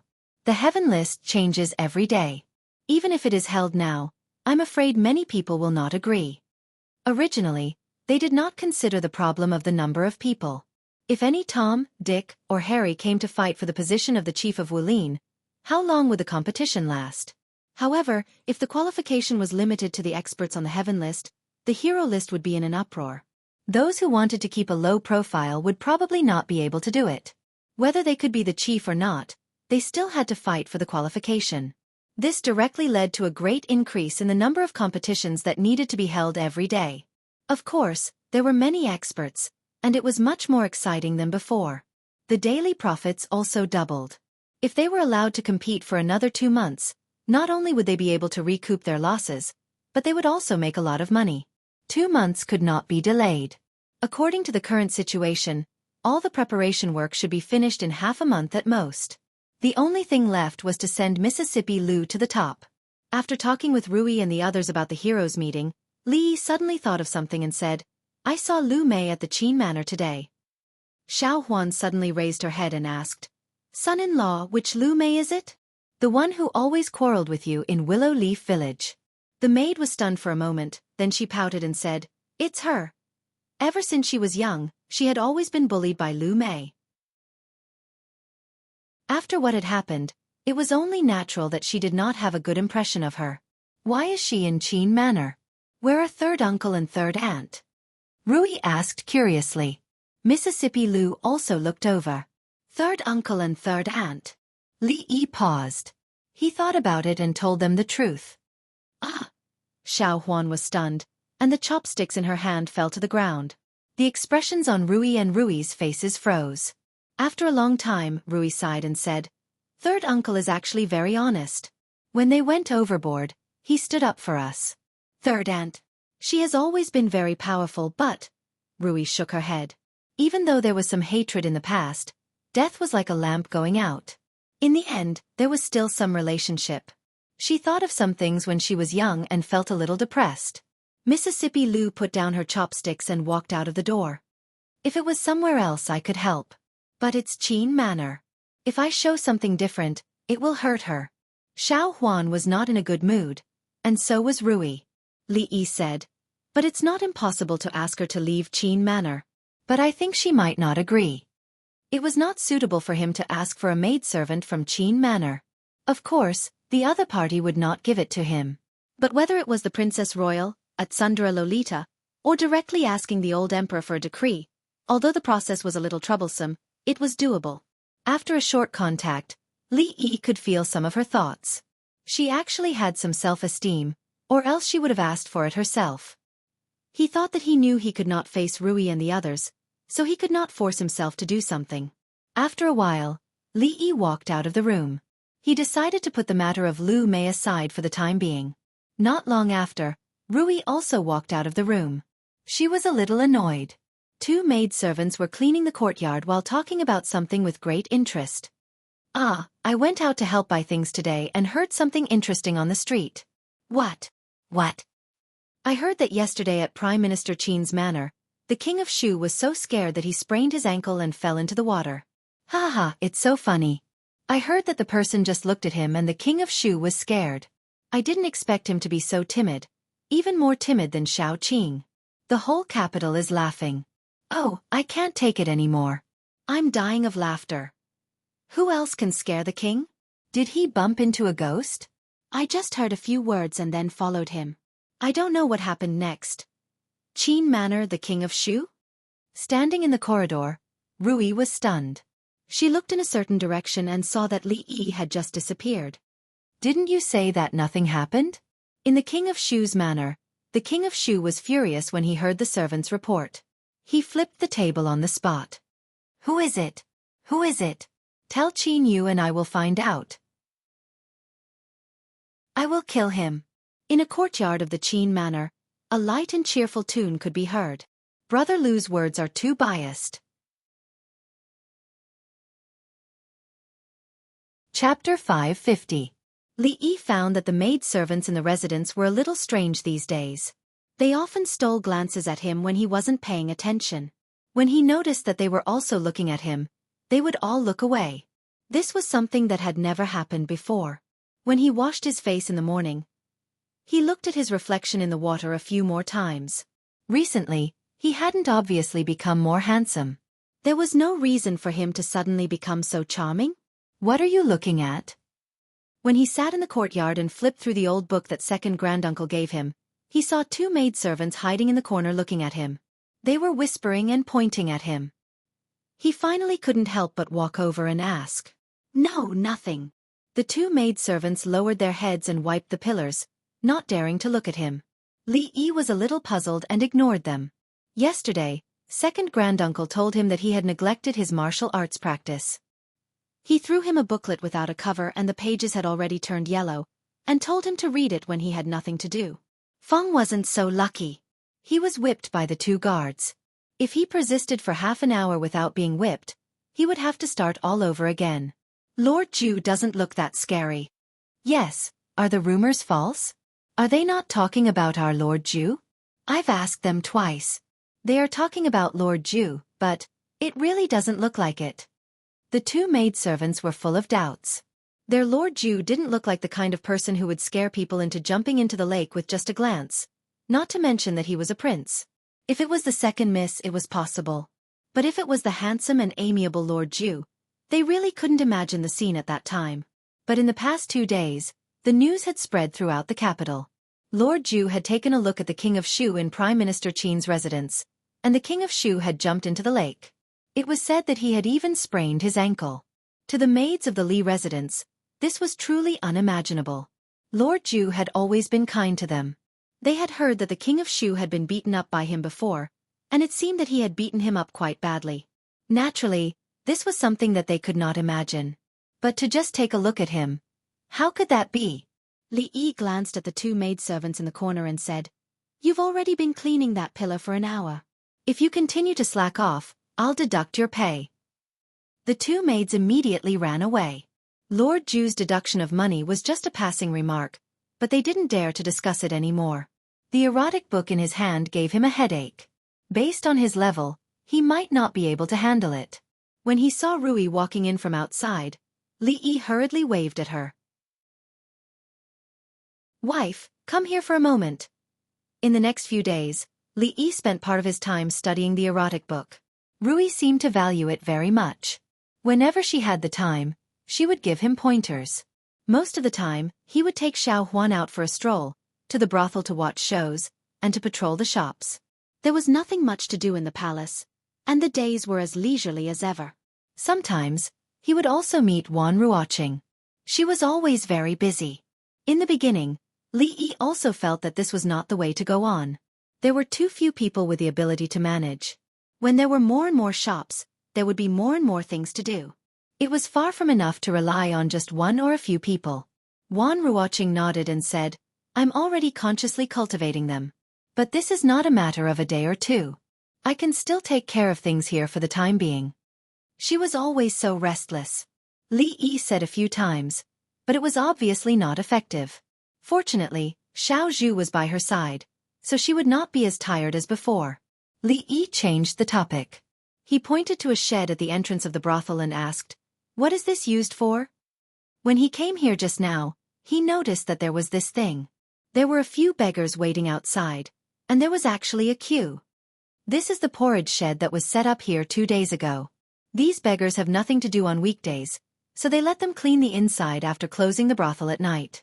Usually it takes a lot of effort to clean, but there are quite a lot of them so they can save a lot of time. Wan Ruoqing explained, "It doesn't cost much to give porridge twice a day, and they are also willing to do it. It's almost mealtime. Those who have worked here can get a bowl of porridge and 2 steamed buns with their tickets." The brothel was a crowded place, and a lot of garbage was produced every day. It was really troublesome to clean, especially after all kinds of melon seeds became popular in the capital these days. The cleaning work became more and more troublesome. This was a good idea. Li Yi felt that this method was unlikely to be Wan Ruoqing's idea. Make the best use of people and not waste any. This was Old Sun's style of doing things. If it was free porridge, he was afraid that it would become a habit. This was also good. In fact, the cost would actually be reduced. Not long after, someone carried a big pot of porridge out from inside. Li Yi took a look, and it was not too thin. The beggars in the queue all had tickets in their hands. One ticket was a bowl of porridge, a salted vegetable, and 2 steamed buns. For these beggars who didn't know the next meal, the food was already very good. Not far away, there were beggars looking at them enviously. Seeing that there was still a lot left after the beggars received their food, the girl in charge of giving out porridge waved her hand and said, "There is still a little left today." She routinely said, "Tonight is the same time as before. Wait here and someone will bring you in. Hey, what's wrong?" The beggar regained his composure and looked at the young girl. He rubbed his eyes and looked back at her with a puzzled expression. But he quickly reacted. He picked up the bowl of porridge and forgot to even take the steamed bun. He turned around and ran across the street. In a corner of the street, the youth carefully put away the scroll in his sleeve. At this moment, the beggar ran over and grabbed his arm. With a trembling voice he said, I believe in the Empress of Heaven." As the youth was wondering why the beggar would have such a change, the beggar excitedly said, "I just saw the Empress of Heaven." The youth's body shook and a fanatical look appeared on his face. He grabbed the beggar's arm and asked, Where is the Empress of Heaven?" Chapter 551. Slow down. Everyone has one. The young girl waved her spoon. From time to time, beggars would gather around her. She was alone, so she seemed a bit flustered. No, next time I have to get them to help me. Thinking this, she continued to wave her hand. After you finish eating, remember to go to the other brothels. Next time, you have to use a ticket to get food. On the street, a beggar scratched his head in confusion. He said to himself, "That's not right. I just saw it. Did I see it wrong? It can't be wrong. The young man beside him shook his head. His eyes were full of light. It must be the Empress. Only the Empress would have such a kind heart. Then can I join the holy religion?" The beggar looked at him and nervously asked. "Come with me," the young man said in a low voice. He glanced at the brothel again and committed it to memory. The last time he saw the goddess appear with his own eyes, it was also near here. The two of them turned around, and their figures quickly disappeared into the vast crowd. Not long after, In a remote courtyard in the capital, the purple-clothed man raised an eyebrow. He asked. The Empress appeared again. Did you see it with your own eyes? The young man shook his head. Although I didn't see it with my own eyes, the words of the new believer shouldn't be false. The last time I saw the Empress, it was near here. The purple-clothed man's eyes flashed. After a while he said, All right, I understand. Although the Empress is an immortal, she cares for the believers. She will reincarnate into the human world and spread her grace. What you saw was the reincarnation of the Empress after she abandoned her divine power. Remember not to disturb her. I understand. The young man respectfully cupped his hands and left. His expression was sincere. Whether it was the Empress or the reincarnation of the Empress, they were both existences that gave him a second life. To him, there was no difference. After the young man left, the purple-clothed man walked to a door and gently knocked. Come in. A light voice came from inside the room. The purple-clothed man pushed open the door and entered. Before he could speak, the middle-aged Taoist nun sitting cross-legged on the bed said, You did very well. Since the believers of the capital believe in that Empress, then she must be the Empress. But how should we explain it to the believers in other places? The man in purple asked tentatively. The middle-aged Taoist nun lightly said, Since the heavenly Empress can have one incarnation, then why can't she have two? One to bring good fortune to all living beings and the other to punish. Why not? The purple-robed man was stunned for a moment, then immediately said respectfully, The Empress is wise. The woman in the portrait should be real.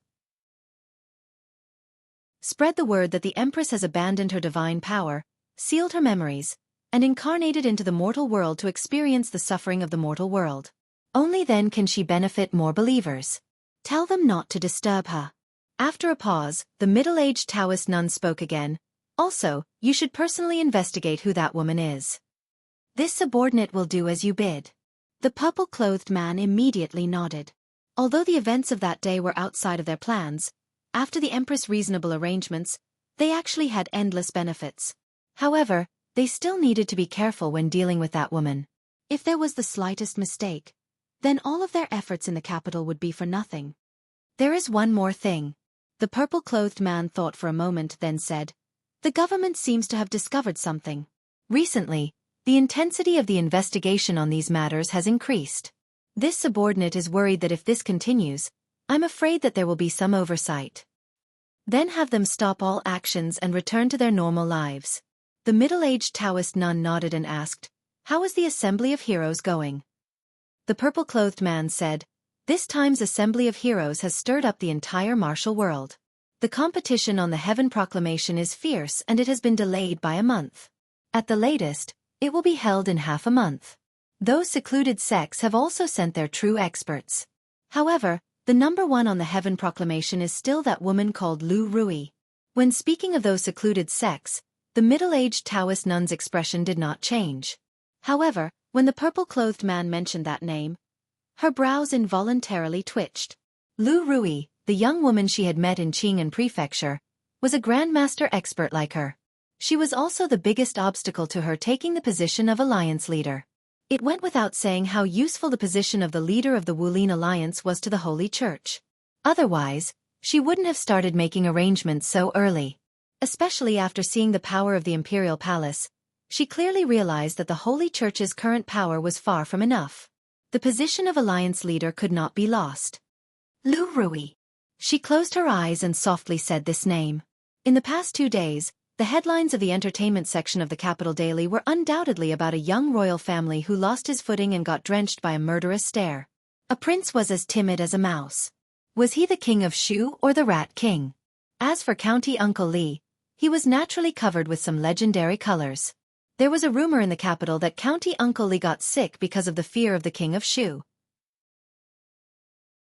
Later, in the Imperial Palace, he seriously injured the king of Shu in front of all the officials, which undoubtedly gave the rumor-mongers a hard slap in the face. As time went by, this matter was almost forgotten by the people in the capital. However, the incident of the king of Shu jumping into the lake made people dig up the past. In contrast, it was full of irony. Of course, the influence of this incident was far more than that. As the first successor to the throne, the title of King of Shu could be said to be a topic of conversation. His every move was watched by the officials and the people. However, this successor always did some extremely shameful things, which made the people in the capital start to doubt whether their fate would be handed over to such a thing in the near future. Naturally, the officials also had the same concerns. Many people were not very satisfied with the king of Shu. After this incident, they naturally opposed the king of Shu even more. As for those who were still waiting to see which side to take, the balance in their hearts gradually began to tilt. As for those who were originally partial to the king of Shu but were not die-hard fans of the king of Shu, they even began to doubt their lives. Was this a damn fake prince? Could the king of Shu really make it? There were also movements from the other princes. If the king of Shu really couldn't make it, they would have to replace him in advance. No wonder His Majesty didn't express his opinion when Prime Minister Qin and others strongly recommended the king of Shu as the crown prince. When it came to judging people, who could be more brilliant than His Majesty? Of course, these things were not in the hands of Li Yi for the time being. He was in the imperial palace, giving special treatment to Monarch Jin. Sir, I still don't think I can make it. Monarch Jin's chubby face was much thinner than before. He looked at Li Yi with a troubled expression. Why? You don't want to be the dean of the College of Mathematics? Li Yi looked at him and asked. Not anymore. Li Han shook his head and said. Li Yi thought for a moment and looked at him and asked, Do you know where Jinzhou is? Yes, my fief is in Jinzhou. Li Han nodded. Li Yi asked again, Then do you know what Jinzhou is like? Li Han was stunned for a moment, then he shook his head. Jinzhou is very far from the capital. If you take a carriage, you won't be able to get there in 10 days or half a month. There are no sugar-coated haws, no beggar's chicken, no ice in summer, and no fresh vegetables in winter. You won't be able to see your father and mother even once a year. Li Yi looked at him and asked, Now tell me, in a few years, do you want to go to Jinzhou, that remote place where birds don't even shit, to be a prince, or do you want to be the dean of the College of Mathematics and live freely in the capital? Li Han was stunned for a moment, then he suddenly swallowed his saliva. He looked at Li Yi and said with a firm gaze, Sir, give me the book. When he walked out of the museum, Li Yi couldn't help but sigh. These children nowadays were really getting harder and harder to deceive. It was hard to persuade them. It would be better if they were simpler and simpler. Whatever the teacher said, he wouldn't have to waste so much time talking to them. He went to see Yong Ning and played chess with the Tsundere Lolita for a while. Finally, he used the super invincible celestial dog that could swallow the whole universe. Only then did he leave with satisfaction. He didn't go to Princess Royal Highness to ask her how she was doing as the chairman of the Women's Federation, how many die-hard female fans she had, how many officials and dignitaries she had won over. It wasn't that he didn't want to, but when he was talking with the old emperor about the College of Mathematics, Li found that the emperor looked at him a little strange, as if he always had an impulse to kick someone in the next second. The imperial palace wasn't a place to stay for long, so it was better to leave as soon as possible. But thinking about it, it was normal. His son had become the laughingstock of the capital, and the title of King of Rats was even more resounding than King of Shu. This time, he was afraid that he would lose a lot of fans in the court. Prime Minister Qin and others had worked hard for so long, but because of this guy's jump, not to mention going back to square one night, it was bound to go back 2 years. Thinking about it, Prime Minister Qin and others should doubt their lives a little more in the past few days. Alas, the old man was so old. If he often worried so much, it would damage his lifespan. He was really worried about the old man. No wonder the old emperor wanted to kick him. If it was him, he would also kick him. Kicking people was a light punishment, and the culprit should be hung up and beaten. The person who spread rumors everywhere was simply a psycho. Was he so terrible that he could kill people with his eyes? If he really had this skill, could King of Shu live to this day? Forget it, it was better to come to the palace less these days. Even if he came, he would not see the old emperor, who was in his 40s. Maybe he had reached his menopause, so he could not afford to provoke him. Today, he helped Prince Jin to strengthen his faith. He believed that in the beggar's chicken, under the attraction of knowledge, he would work harder to study mathematics and strive to be a good successor to the dean of the College of Mathematics. What did he do just now? Emperor Jing asked casually while reading the memorials. Changde walked in from outside the hall and said, Your Majesty, County Uncle Li taught Prince Jin about mathematics for a while in the Bowen Hall, and played with the 2 little princesses for an hour. He just left the palace. Emperor Jing put down the memorial and rubbed his eyebrows. When it came to the two little princesses, he had a headache. Changde smiled and said, "Your Majesty, don't blame me for being talkative. Princess Shoning's words carry no harm. County Uncle Li always knows how to behave himself in these things." "Behave himself?" Emperor Jing picked up another memorial and said, "He killed County Uncle Li with his eyes, and made King of Shu jump into the lake with his eyes. He has lost the face of the royal family. What does he know about propriety?" Changde smiled and said no more. Although His Majesty said so, in fact in recent days, he had been doing things in the style of that boy. King of Shu could not represent the face of the royal family, and, seeing that His Majesty no longer said anything, he slowly retreated out of the hall. There were no clouds in the autumn sky, and the wrinkles on his face stretched out. After all, the world still belongs to these young people. "Chen, what can I do for you?" Xiao Chui opened the courtyard door a crack and poked her head out. She looked at the young man standing outside and asked, "Is your mistress at home?" The young man waved his folding fan and asked with a smile. Xiao Chui frowned when she smelled the strong smell of alcohol. She grew up in a brothel and hated the smell of alcohol the most. Hearing that, she said, "Chen, if you have anything to say, just tell me. I will tell my mistress." "What? A guest is here, and you won't let him in?" The smile on Chen's face disappeared, and several servants behind him also stepped forward. Although Xiao Chui was afraid, she still said boldly, "Men and women should not touch each other. There are only me and my mistress in the courtyard. In order to avoid gossip, Chen should say it here." "You bitch." An angry expression appeared on Chen's face. Just as he said this, the courtyard door opened and Zhang Zimo walked out. She said lightly, "Chen, what do you want? Say it." The young man in front of her, who reeked of alcohol, was Chen, who had been pestering her a lot these days. At first, he pretended to be polite and well-mannered, but after running into a wall a few times, he gradually returned to his playboy nature. She had seen many people like this before. Seeing Zhang Zimo come out, Chen immediately smiled and said, "Zimo, you're out. Let's talk inside, let's talk inside. Let's talk here."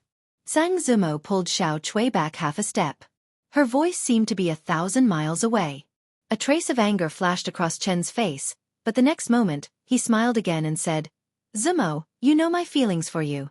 I promise as long as you agree to me, you will enjoy endless wealth in the future.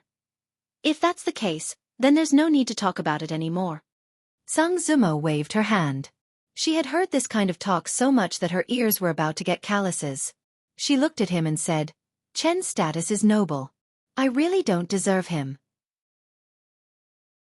It's better for Chen not to mention this matter in the future." After all, Chen had drunk today. After hearing this, no matter how self-restrained he was, he couldn't help it. She was just a prostitute, yet she made him spend so much effort. He angrily said, "It's your fortune that I like you. Who do you think you are? So what if you're the goddess of Luo Shui? Do you really think you're the daughter of a noble family? Let me tell you, I'm going to have you today." After saying that, he reached out to grab Zhang Zimo's arm. Xiao Chui's expression changed. She pushed Chen away and hurriedly said, "Miss, quickly go inside." Behind Chen, two attendants quickly stepped forward and blocked the courtyard door. Zhang Zimo and Xiao Chui's expressions both changed. Zhang Zimo's expression turned cold and said, "Trespassing? We can report this to the authorities." Chen had already stabilized his figure at this time and laughed. "Trespassing is nothing. Today, I'm going to rob a woman." Then he reached out again and touched Zhang Zimo's face.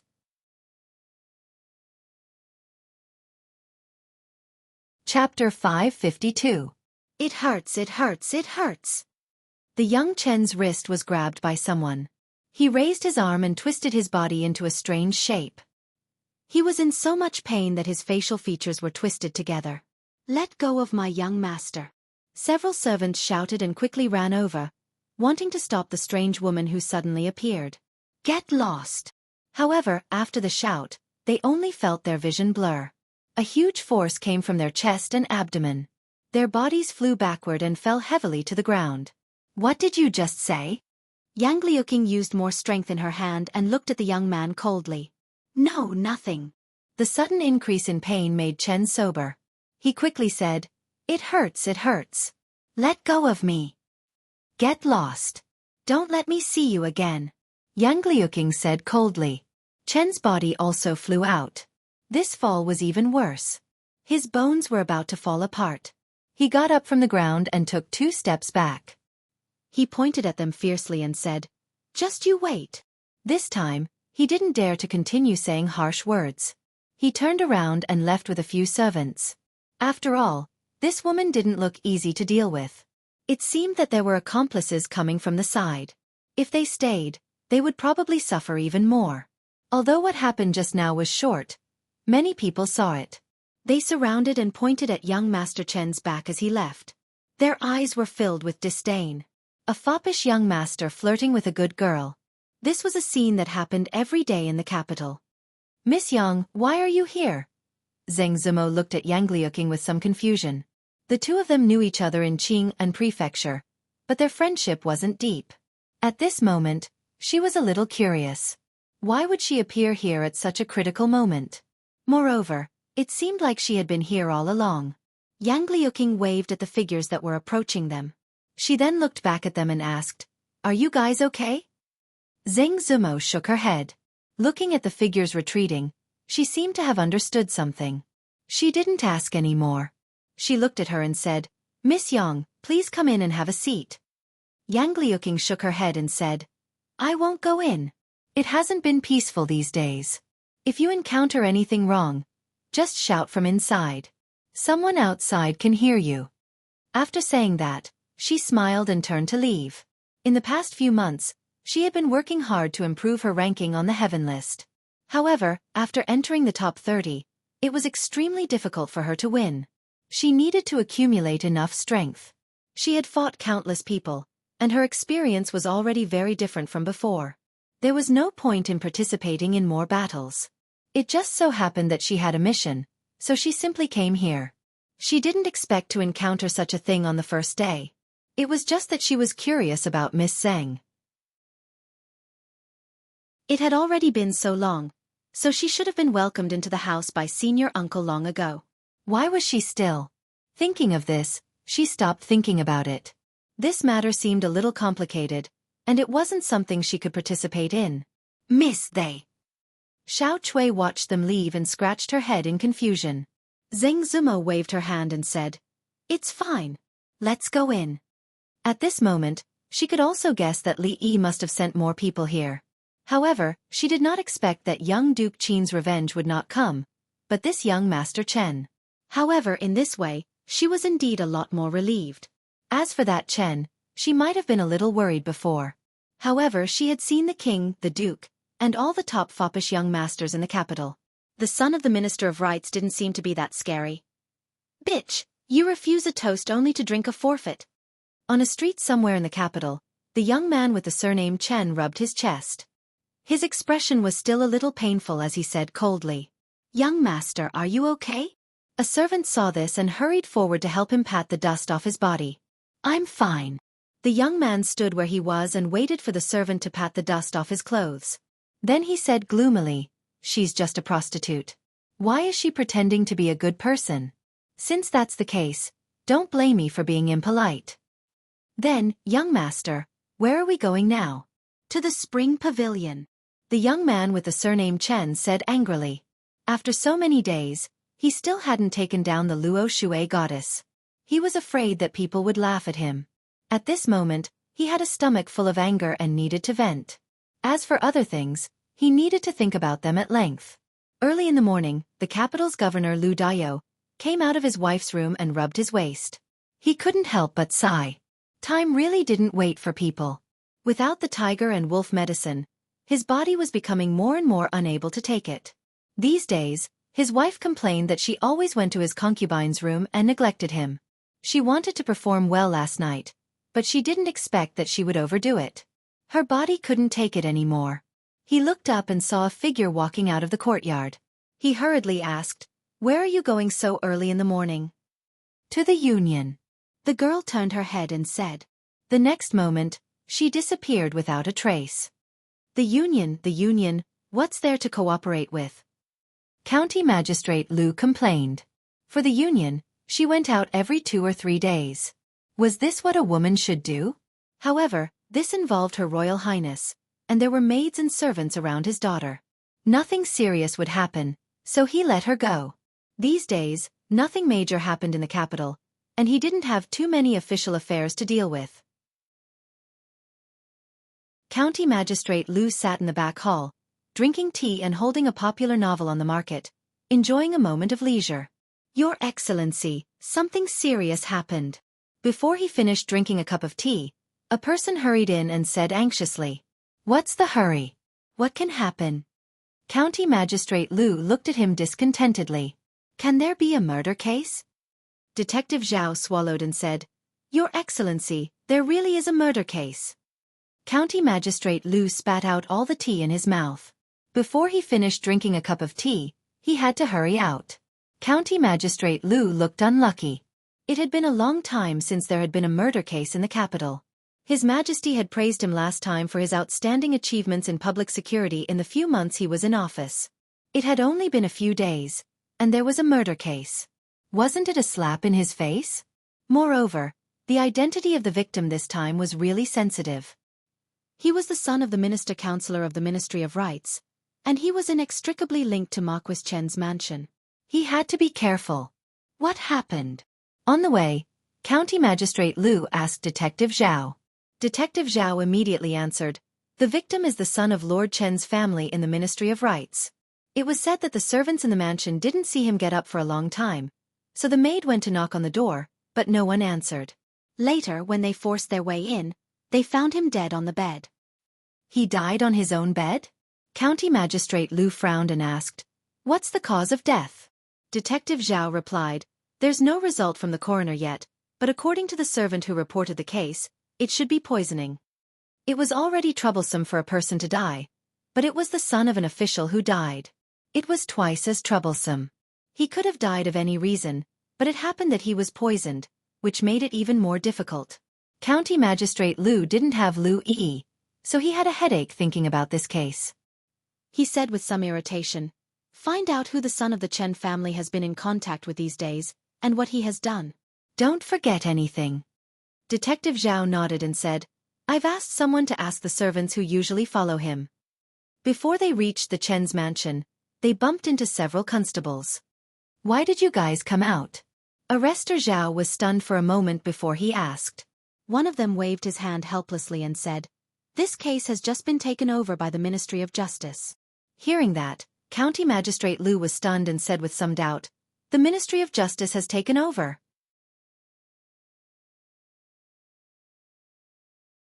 Chapter 553. The Ministry of Penalty was responsible for reviewing all kinds of laws and reviewing the criminal cases sent to the Ministry of Penalty. They rarely intervened in local cases, unless it was a big case or a case was handled by imperial decree. Otherwise, with how big the Jing state was, they would be exhausted to death just by talking about the cases near the capital. The death of the son of the vice-chancellor of the Ministry of Rights was certainly a big case, but it was just a big case with limited influence. The Ministry of Penalty had no right to intervene. What was more, the Ministry of Penalty had come before he arrived. County Magistrate Lu's eyes flickered. There must be some secret deal. However, if the Ministry of Justice wanted to intervene, then let them. It was a good thing that he could extricate himself from this and avoid this trouble. "Have you questioned him? How did Chen die?" He didn't want to get involved in the abnormal behavior of the Ministry of Penalty. He didn't even want to enter the Chen family. He asked the constable on his way back to the county government. The bailiff immediately replied, "The coroner has already examined the body and determined that it was death by poison. There was a spot on the arm that had turned blue, and there was a small hole in it. From it, a very fine silver needle was extracted. As for the specific type of poison, I don't remember. According to the coroner, this type of poison is extremely rare. Even a small amount can be fatal, but it won't kill the victim immediately. The poison takes 8 to 10 hours to take effect, and once the poison spreads throughout the body, the victim will feel sleepy and die silently in their sleep. Then it's easy to solve." County Magistrate Lu shook his head and said, "We just need to push back the time of his death to 8 to 10 hours to find out what he was doing and who was around him at that time. Then it'll be easy to catch the murderer. He was a little regretful at the moment. He should have acted faster and solved the case earlier, so that the Ministry of Penalty wouldn't have gotten ahead of him. Detective Zhao looked at County Magistrate Liu, scratched his head and said, "Lord Liu, this case doesn't seem to be that simple. The servants of the Chen family didn't find Chen's death until this morning. Who knows whether he died last night or at dawn?" County Magistrate Liu was stunned. He looked at him and said, "I've handled more cases than you. I don't need you to remind me. Can't we just arrest everyone he came into contact with yesterday?" Detective Zhao cursed in his heart. Why didn't you die from eating so much salt? However, an awkward smile appeared on his face as he said, "Sir is wise." Who did he come into contact with yesterday? Lord Liu snorted coldly and asked. The bailiff replied, "Your Excellency, Chen didn't do anything yesterday. He went to the brothel early in the morning and met up with 2 of his friends. After that, he went to the brothel again. Then, he seemed to have gotten into a conflict with someone because he was drinking and flirting with a woman. He seemed to have suffered a small loss. Then he went to the brothel again, teasing a commoner girl and getting into a conflict with others?" County Magistrate Liu quickly grasped the key point and asked, "Who is he flirting with, and where?" "It's that Willow Lane over there. That woman seems to be quite famous. She's the goddess of Luo River or something. She's very famous in the capital." County Magistrate Liu shook his head. It seemed that this case was not difficult. It was very likely that, as he was thinking about this, his expression suddenly froze. He raised his head abruptly and looked at the bailiff with a serious face. He asked, "Who did you say just now?" "Luo, goddess of Luo River. When we came out just now, the Ministry of Justice had already gone to arrest her." Seeing that Lord Liu's expression was a little strange, the bailiff stuttered. County Magistrate Liu's expression changed. He immediately ordered, "Prepare the horse quickly." Rui and Rui were not at home. Li Yi and Xiaofan were too lazy to cook, so they moved the grill out. There was no sun today, so it was cool in the courtyard. They didn't ask for anyone's help. It was just the 2 of them. They busied themselves for an hour and skewered the meat and vegetables. Then, the little servant girl moved a small stool and sat beside him with her chin resting on her hand as she watched him grill the meat. Li Yi turned the skewered meat attentively. After a while, Xiaohuan tugged his arm and pointed in the direction of the door. Li Yi raised his head and looked over, then sighed. In the entire capital, there were only 2 people who dared to come to one's house without a gift and even wanted to freeload a meal. "It's already October. Your Kunlun purple melon is still so fresh?" Li Xian ate the grilled eggplant and asked with a surprised expression. October was nothing. His eggplant was so fresh all year round. The food for 2 was not enough for 4 people. Li Yi asked Xiaohuan to get some more. Li Xian and Princess Royal were here to talk about the business cooperation between the 3 families. In fact, there was nothing much to talk about. They were just paying and waiting for the dividends. In terms of funds, Li Yi was actually not that lacking. However, the 3 heroes of the capital advanced and retreated together. If there was money, they would earn it together. If he caused trouble, the 3 of them would shoulder it together. As friends, he would feel bad if he didn't bring them along when it came to making money. The 2 of them really didn't know much about doing business. It didn't take long for them to deviate from the topic. As the future presidents of the Science Academy and the Women's Academy, they actually didn't have any ideas. How the academy would operate, what to learn, and what to teach were all problems. Last time, they only talked about it briefly with Princess Royal Highness. These things couldn't be explained in detail in a short time. This time, they just talked about it in more detail. As for the more specific things, they needed to figure it out and decide on their own. "Lord Li, bad news." A slightly anxious voice suddenly sounded from the door. Li Yi looked back and saw County Magistrate Liu striding in. Fong followed behind with a puzzled expression. "Lord Liu, what's the matter?" "Speak slowly." Li Yi didn't know what had happened to make a capital magistrate like him so flustered. He walked over and looked at him. County Magistrate Liu calmed down a little and immediately said, "Lord Li, Miss Zhang was taken away by the Ministry of Justice." Li Yi glanced at County Magistrate Liu and strode out of the door. "Let's talk on the way." Fong had already rushed out to prepare the carriage after County Magistrate Lu said that. Li Xian threw away the eggplant he was eating, and Emingzu came from the side. Not long after, the 3 carriages set off from the gate of the mansion and went straight to the capital. In the small courtyard, Xiao Chui walked to Zhang Zumo with a worried expression and asked, "Miss, what should we do if that Chen guy comes again? Should we tell this to Li Li?" "No need." Zhang Zumo shook her head. Even if the other party was the son of the Minister of Rights, this was the capital. He couldn't be too presumptuous. If it weren't for the alcohol yesterday, he wouldn't have dared to do such a thing. As soon as she finished speaking, someone knocked on the door. "Let me see if it's Li Li." Xiao Chui ran to the door excitedly. She quickly opened the door and saw a few fierce-looking people dressed like officials standing there. Her pretty face suddenly paled and she asked with a trembling voice, Who are you looking for?" "Who is Zhang Zumo?" the leading official asked in a cold voice. "I am. May I ask why you are looking for me?" Zhang Zumo walked out and looked at these people with a slightly vigilant expression. The official glanced at her and said coldly, "The young master of the Ministry of Rights was killed last night. We suspect that you are related to the case. Come with us." Chen is dead?" Xiao Chui's body trembled and her face immediately turned pale. Zhang Zumo stood still. After a moment of daze, she seemed to have thought of something and her expression changed. "Take him away," the leader of the bailiff said coldly and turned around to leave. Yang Luqing walked over from a distance and waved to the people behind her. She glanced at Zhang Zumo and Xiao Chui, then at the officials and said, "In that case, take me with you."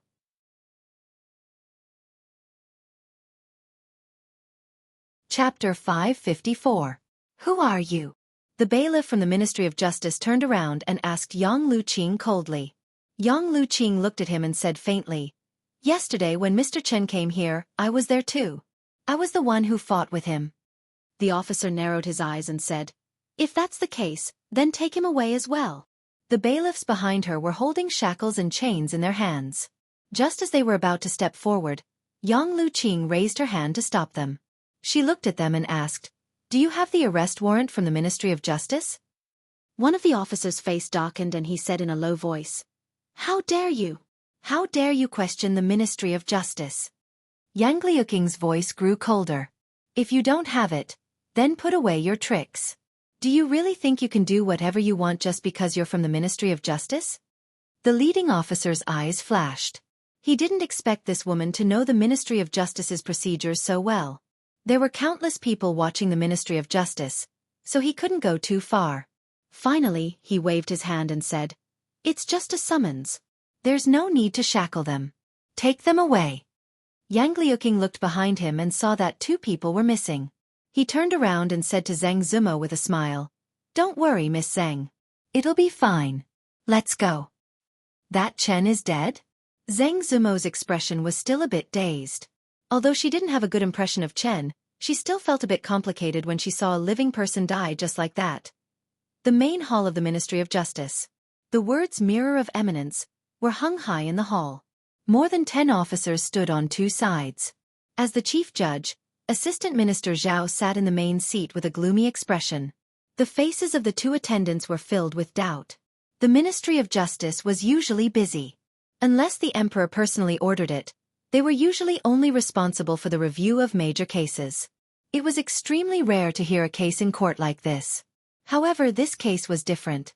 The son of the minister counselor of the Ministry of Rights was poisoned to death. Coincidentally, the Chen family had a close relationship with the public house of Chen. Early this morning, the public house had pressured the Ministry of Justice. Otherwise, this kind of case would have been handed over to the local government. Why would the Ministry of Justice personally take over? If one were to look deeper into the matter, the Ministry of Justice had actually stretched their hand a little too far this time. The Assistant Minister of Justice asked with a solemn face, "What's the result of the autopsy?" A white-haired old man stepped forward and said, "Sir, the deceased died of poisoning." There were bruises on his chest, but there were no fatal wounds on his body. A silver needle dipped in poison, as thin as a hair, was removed from his right arm. The time of death was between yesterday night and this morning. Based on this, the time of poisoning should be between yesterday afternoon and the 5th hour. My poor child, who did this to him? My lord, you must uphold justice for us. The tears on the face of a woman sitting at the side had yet to dry. At this time, she could not help but cry bitterly. Assistant Minister Zhao glanced at her and said, Madam Chen, this official can understand your feelings, but this is the main hall of the Ministry of Justice. Please be quiet and do not disturb this official's investigation. Come, help the madam out, a middle-aged man beside the woman said in a low voice. A middle-aged man next to the woman said in a low voice. Two maidservants immediately walked out and supported the woman as she left. I'll leave everything to Sir Zhao, he said after taking a deep breath and clasping his hands at Assistant Minister Zhao. The reason he was able to sit here and listen today was because of the face of the Duke's public house. Otherwise, the Ministry of Justice would not give him any face as he was just a small minister-counselor. Assistant Minister Zhao nodded and slapped the gavel. Looking at the people kneeling in front of the hall, he asked, This official asks you, from yesterday afternoon to the 7th hour, where did your young master go? A few of the servants who had been following young Master Chen heard the sound of the gavel and couldn't help but tremble. One of the servants immediately replied, Replying to my lord, the young master was at the Spring Fragrance Pavilion yesterday. When it was about midnight, he went to the Willow Lane to find Miss Zheng. After that, he stayed at the Spring Fragrance Pavilion until evening. When these words were said, even the bailiffs at the side couldn't help but laugh. This Chen was really interesting, treating the brothel as if it was his own home. Assistant Minister Zhao furrowed his brows and said, Bring all the relevant personnel here. A bailiff below replied, Sir, Zheng Zumo of Willow Alley has not arrived yet, but the madam of the Spring Fragrance Pavilion and the girls who had contact with Chen have all been brought here. Those. Just as everyone was mulling over this phrase, they saw a gorgeously dressed middle-aged woman walk in from the outside with more than a dozen coquettish women. These people. Assistant Minister Zhao furrowed his brows and asked, These people are all. The bailiff said somewhat helplessly, Sir, these girls are the ones who had contact with Chen yesterday. Then the madam, also had contact with him. The bailiff's expression was somewhat awkward. He couldn't help but glance at the madam, his stomach rolling. The face of the middle-aged man listening at the side twitched. Assistant Minister Zhao stilled, but before he could speak, the madam knelt down with a thud and sobbed, Sir, you have wronged me. Even if this servant had all the courage in the world, this servant would not dare to harm Chen. Moreover, Chen is one of the top financial backers of our pavilion. This servant can't wait to welcome him. How could he? Assistant Minister Zhao said coldly. This official has not asked a question. How can you shout in court? If you say another word, drag her away and give her 20 strokes of the paddle. The madam's throat seemed to be strangled, and her voice came to a sudden stop. Assistant Minister Zhao looked at her and said, From the moment young Master Chen first stepped into the Spring Fragrance Pavilion yesterday, tell this official in detail everything that happened. In detail? The madam stilled and asked uncertainly. What? Do you still have something you want to hide? Assistant Minister Zhao looked coldly at her and asked in a cold voice. No. The brothel keeper's expression changed and she immediately said, Xiang, quick, young Master Chen is calling you first. You go first. Lian, Hua, Fei, the three of you are calling him second. Hurry up and prepare. The three. Among the 2 rows of bailiffs, someone smacked his lips, an envious expression on his face. In the Ministry of Justice, the door of a certain guardroom slowly opened, and a fatigued Lu Yizhong walked out. After reading through the files for another night, he still hadn't found any useful clues. At this time, his head was slightly dizzy. The minister had claimed illness and was resting at home. He would probably have to wait until he returned before he could read those files that had already been sealed. In the next few days, he would temporarily focus his attention on the Supreme Court. Official Lu. Seeing him walk out, a person at the door immediately bowed. Let's go. Lu Yizhong waved his hand and walked out. That person waved at someone nearby and said, You guys leave. At the door of the Ministry of Justice's main hall, a few people turned their heads. When they saw the 2 people walking out, their expressions were somewhat regretful. They reached out to adjust the position of something in unison and quickly followed. On the street, Lu Yizhong walked with his head lowered. Behind him, a few people were discussing something in low voices. At a certain moment, he suddenly raised his head and saw a carriage driving over in front of him. A look of shock appeared on his face. "Sir." In the main hall of the Ministry of Justice, the bailiffs were all flushed from hearing this. Occasionally, they would secretly stretch out their hands or bend their backs slightly. In the hall, the woman was still talking incessantly. "Chen is really amazing. He tormented me for almost an hour. Then he changed 4 positions, and there was Guanyin." "Shut up." Assistant Minister Zhao finally couldn't help but scold her angrily. He stared at the woman and moved his hand that was on the wooden block under his body for a moment. He asked, "Are you saying that young Master Chen once said that his right arm hurt?" The woman nodded repeatedly and said, he said it. When Chen entered the room, he said it, but we didn't pay attention to it at the time. Chen only took off his clothes to take a look. Then I also took off my clothes and then, for positions." "Shut up." Assistant Minister Zhao slammed the wooden block and said, "All right, take them away first." Although this wave of questioning made him want to die, he had also obtained some useful information. Before the young Master Chen entered the brothel, he had already been poisoned, but the poison had not acted up. With the brothel women as witnesses, this information should not be false and could be used to convince the public. Moreover, the young Master Chen had no grudge against the brothel women. These people also had no motive to kill him. In this case, the murderer was someone else. "Have you brought the other suspects?" he asked again. "Sir, they have arrived," a bailiff below replied. The eyes of the assistant minister flashed and he said, "Bring them up." Immediately, a few more figures walked out. Behind them were the bailiffs of the Ministry of Justice. In front of them were 3 women. One of them was tall and had a cold expression. She stood slightly at the front, and the 2 behind her all had pale faces. Miss. Xiao Chui had never seen such a scene. She looked at the bailiffs with sticks in their hands and the dignified official holding Zhang Zimo's hand. Her voice trembled slightly. Seeing the 3 people standing in the middle of the hall, Assistant Minister Zhao said coldly, "Why don't you kneel before me?" Just as Xiao Chui and Zhang Zimo were about to kneel, Yang Liuqing reached out to support them. He looked up at Assistant Minister Zhao and said, "Why should we kneel?" "HM?" Assistant Minister Zhao's eyes were slightly cold. "Your Jing Kingdom." Yang Liuqing looked at him and said. After realizing that something was wrong, he stopped and said, "The crime has not been determined. The Jing Kingdom does not have a law that forbids kneeling before a trial." "How dare you?" Assistant Minister Zhao's expression changed, and he slammed the gavel down. Yang Liuqing's expression did not change. He only patted Zhang Zimo and Xiao Chui's hands to comfort them. "Sir, he was the one who attacked the young master yesterday and even sent him flying with a kick." A servant of the Chen estate saw Yang Liuqing and immediately pointed him out. "Are there any other witnesses?" Assistant Minister Zhao no longer cared about what the woman had just said because the Jing Kingdom did not have a law that forbids kneeling before a trial. It would be disadvantageous for him to pursue the matter, so he could not let her stall for time. Many people saw what happened yesterday. A bailiff nodded slightly and turned around to shout, "Bring a witness." They saw it. That young master wanted to take liberties with the young lady, but he was beaten up by that heroine.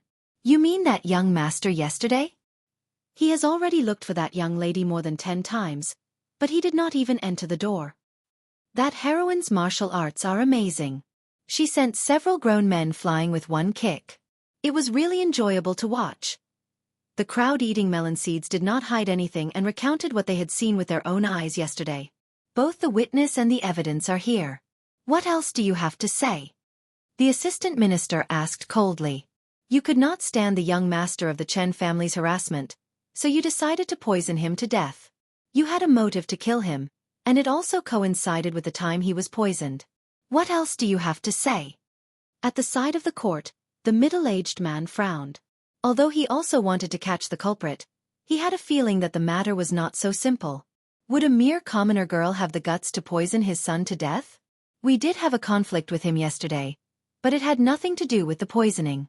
The witness and evidence that Sir spoke of have nothing to do with this matter," Yang Liuqing said in a tone that was neither servile nor overbearing. "Humph, the evidence is irrefutable, and you still want to deny it. It seems that if I don't let you suffer a little, you will not admit it." Assistant Minister Zhao of the Ministry of Justice snorted coldly and said, "Come, execute them." Xiao Chui's body trembled as she asked in a trembling voice. Miss, what is torture? Zhang Zimo's face paled. Torture was a punishment specially used on women. It was to pierce holes in a wooden stick and connect them with a string. The victim's fingers would be placed in the middle of the stick and the string would be tightened on both sides. This could easily cripple both hands. She relied on her hands to paint and play the guqin. If, thinking of this, she tightened her grip on Xiao Chui's hand. Is it too late? Yang Liuqing looked back and saw that the bailiff had already taken out the instruments of torture. He shook his head slightly and reached into his sleeve. Xiao Chui's face was pale. The moment she saw the instruments of torture, she knew what they were used for.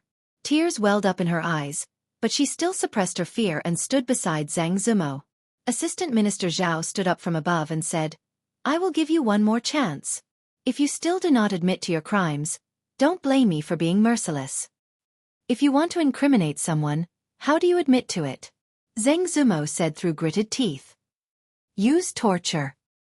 His expression darkened as he threw down a stick. 6 bailiffs walked towards the 3 people. Yang Liuqing sighed softly and took out a piece of silk from his sleeve. Several figures walked out from the outside in a single file. The young man walking at the front looked somewhat thin, and there was a trace of fatigue on his face. However, his voice was powerful and resonant. The Secret Intelligence Bureau is handling a case. Unauthorized personnel, please leave. The bailiff and the 2 officials from the Ministry of Justice were startled when they saw this. Even the bailiffs holding the instruments of torture did not move. Not to mention that they knew this young man. Just the clothes that they were wearing were enough to intimidate people. They did not dare to make any strange movements. Louis! Assistant Minister Zhao looked at him with a dark expression and squeezed out a few words from between his teeth.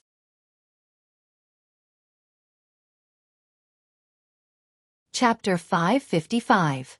Seeing this scene, Yang Liuqing's eyebrows twitched, and he put the silk back. Zhang Zimo looked at the people who had come in, and her heart relaxed slightly.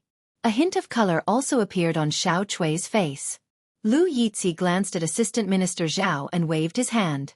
Take away all the people involved. The Secret Intelligence Division will officially take over this case. Wait. Assistant Minister Zhao looked at Lu Yizhi and said, This is a case of my Ministry of Justice. Isn't your Secret Intelligence Division reaching too far? The Secret Intelligence Division only listened to the orders of the Emperor and had an aloof status. It could be said to be a sharp knife hanging over the heads of the officials. They had always acted without any scruples and were not liked by the officials. If they were to take away the people today, the Ministry of Justice would lose all face. What? Does official Zhao have a problem with my Secret Intelligence Division? Lu Yizhi asked. Assistant Minister Zhao was speechless. He naturally could not speak carelessly. His expression became calm again as he looked at Lu Yizhi and asked, Then official Lu, do you have the Emperor's decree? Lu Yizhi lightly said, The Secret Intelligence Division has the responsibility of supervising the officials and handling all cases. There is no need for the Emperor's decree. But the duties of the Secret Intelligence Division do not include interfering with the cases that the Ministry of Justice is trying in court, right? Assistant Minister Zhao looked at him and said, The trial of this case is about to end. If official Lu has any objections, please speak later. Oh, it does not include? A voice came from outside the door. Yang Liuqing's heart finally relaxed. Xiao Chui revealed a joyful expression, and Zhang Zimo also looked over. Assistant Minister Zhao looked over and was about to speak when his expression suddenly changed. He bowed and said, This lowly official greets your highness. The people in the hall and the servants of the Ministry of Justice all lowered their heads and knelt down. Emingzu waved her hand. At ease. This lowly official did not know that your highness was coming and did not go out to welcome you. Please forgive me, your highness. No matter what attitude Assistant Minister Zhao had just had, he could only temporarily put down everything at this moment. Otherwise, it would be disrespectful to the princess. The minister-counselor of the Ministry of Rights of the Chen family also stood up and bowed. Emingzu looked at him and said, Today, I heard that such a serious case happened in the capital. Poisoning the relatives of court officials is a terrible thing. I have already asked my father to investigate this matter thoroughly. The Secret Intelligence Department will take over the case, and the Ministry of Justice will temporarily hand over all the files. But Your Highness, Assistant Minister Zhao paused upon hearing this. Emingzu looked at him and asked, "What other questions do you have?"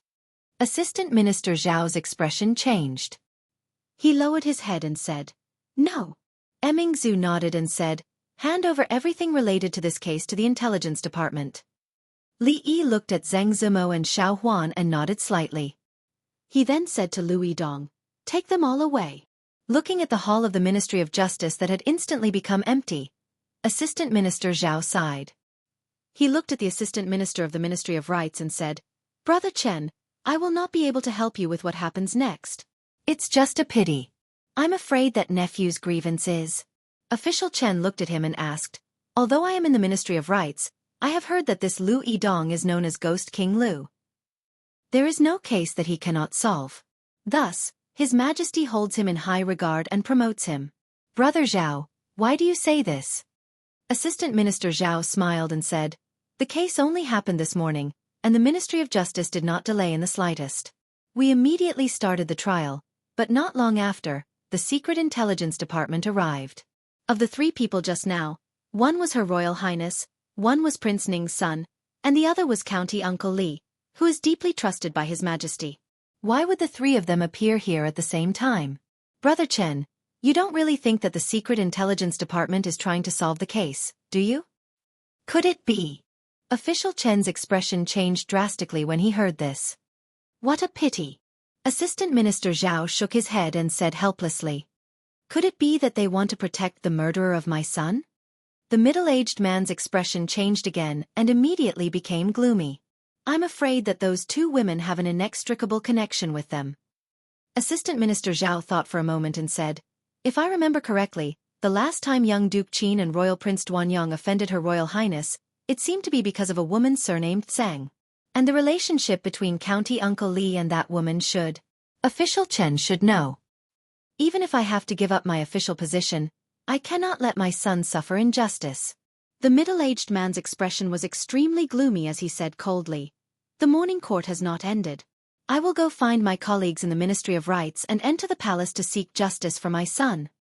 Assistant Minister Zhao nodded and said righteously, "The Secret Intelligence Department is becoming more and more arrogant. Now, they even dare to interfere with the investigation of the Ministry of Justice.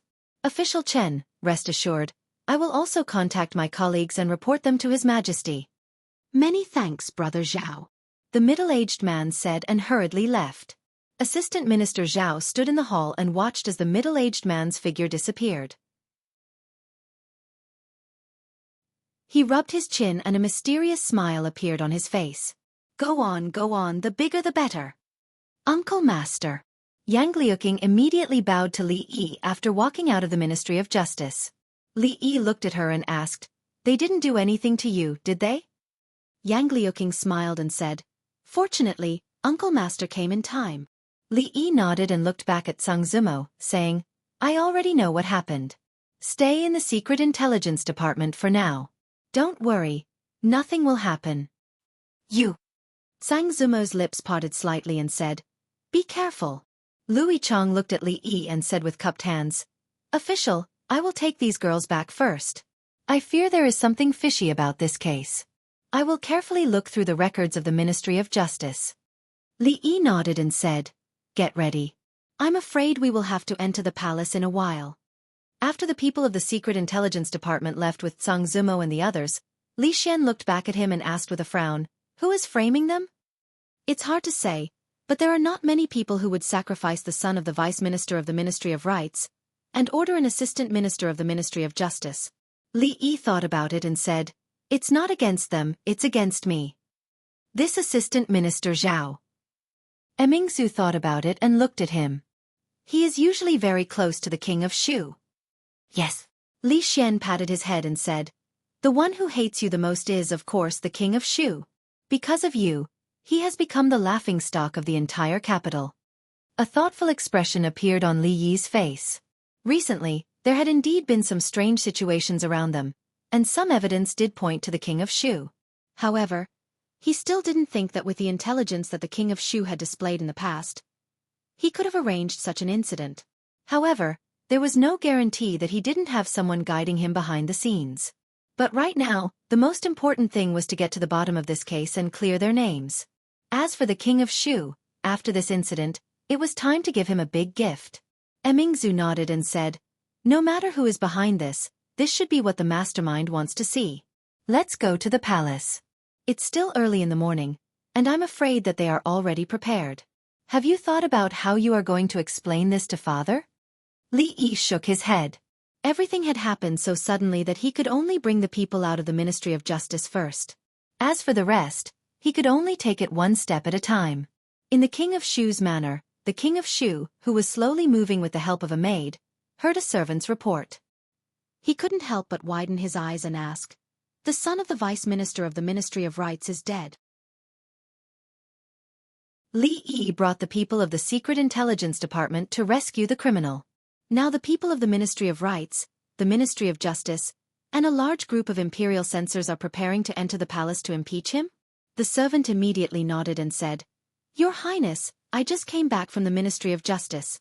The news is confirmed." The King of Shu was stunned again. Then he pushed away the maid who was supporting him and laughed. "Haha, you are courting death. Men, prepare the carriage. I want to enter the palace." After saying that, he strode forward. "Your Highness, your leg." The maid's expression changed and she immediately said, "Thump."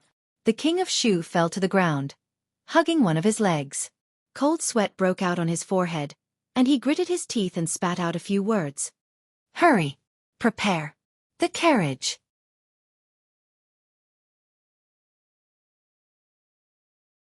Chapter 556. In the Hall of Politics, today's morning court session lasted longer than usual. Although the Qi kingdom had been intimidated by Tianfa and suffered a rare defeat, as time went by, it seemed that the shadow of Tianfa had gradually dissipated. On the border, there was more friction between the two countries.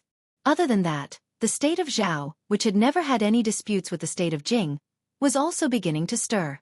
The spies hidden in the two states reported that the state of Qi and the state of Zhao had been in close contact with each other for the past few days. It was feared that they were about to make a move against the state of Jing. The strength of the Zhao kingdom was slightly weaker than that of the Jing kingdom, but it could not be underestimated. If the two countries joined forces, even if there was a sharp weapon like Tianfa, the Jing kingdom would still be in danger. In this way, among the neighboring countries, except for the Wu kingdom, which was still in a deep civil war, the two most powerful countries were hostile to the Jing kingdom. It could be said that they were surrounded by enemies on both sides. Of course, the current Jing kingdom was not the same as before, especially in terms of military strength. Tianfa had been researched into many wonderful uses, and it could suppress the Qi kingdom. Therefore, the Jing kingdom would not be flustered because of this. Moreover, the Qi kingdom and the Zhao kingdom were mostly testing each other. No one dared to launch a real large-scale war. Even so, the imperial court attached great importance to this and made a series of deployments on the border. General Su Dingyuan had rushed to the front line again, and at the same time, he brought a large number of children of the general family with him. With the god of war in Tianfa, there was no need to worry too much in the short term. Emperor Jing looked at the courtiers below and felt satisfied. If it was a year ago, the imperial court would have been in a mess in the current situation. But today, from the courtiers to the common people, they all had confidence in their hearts.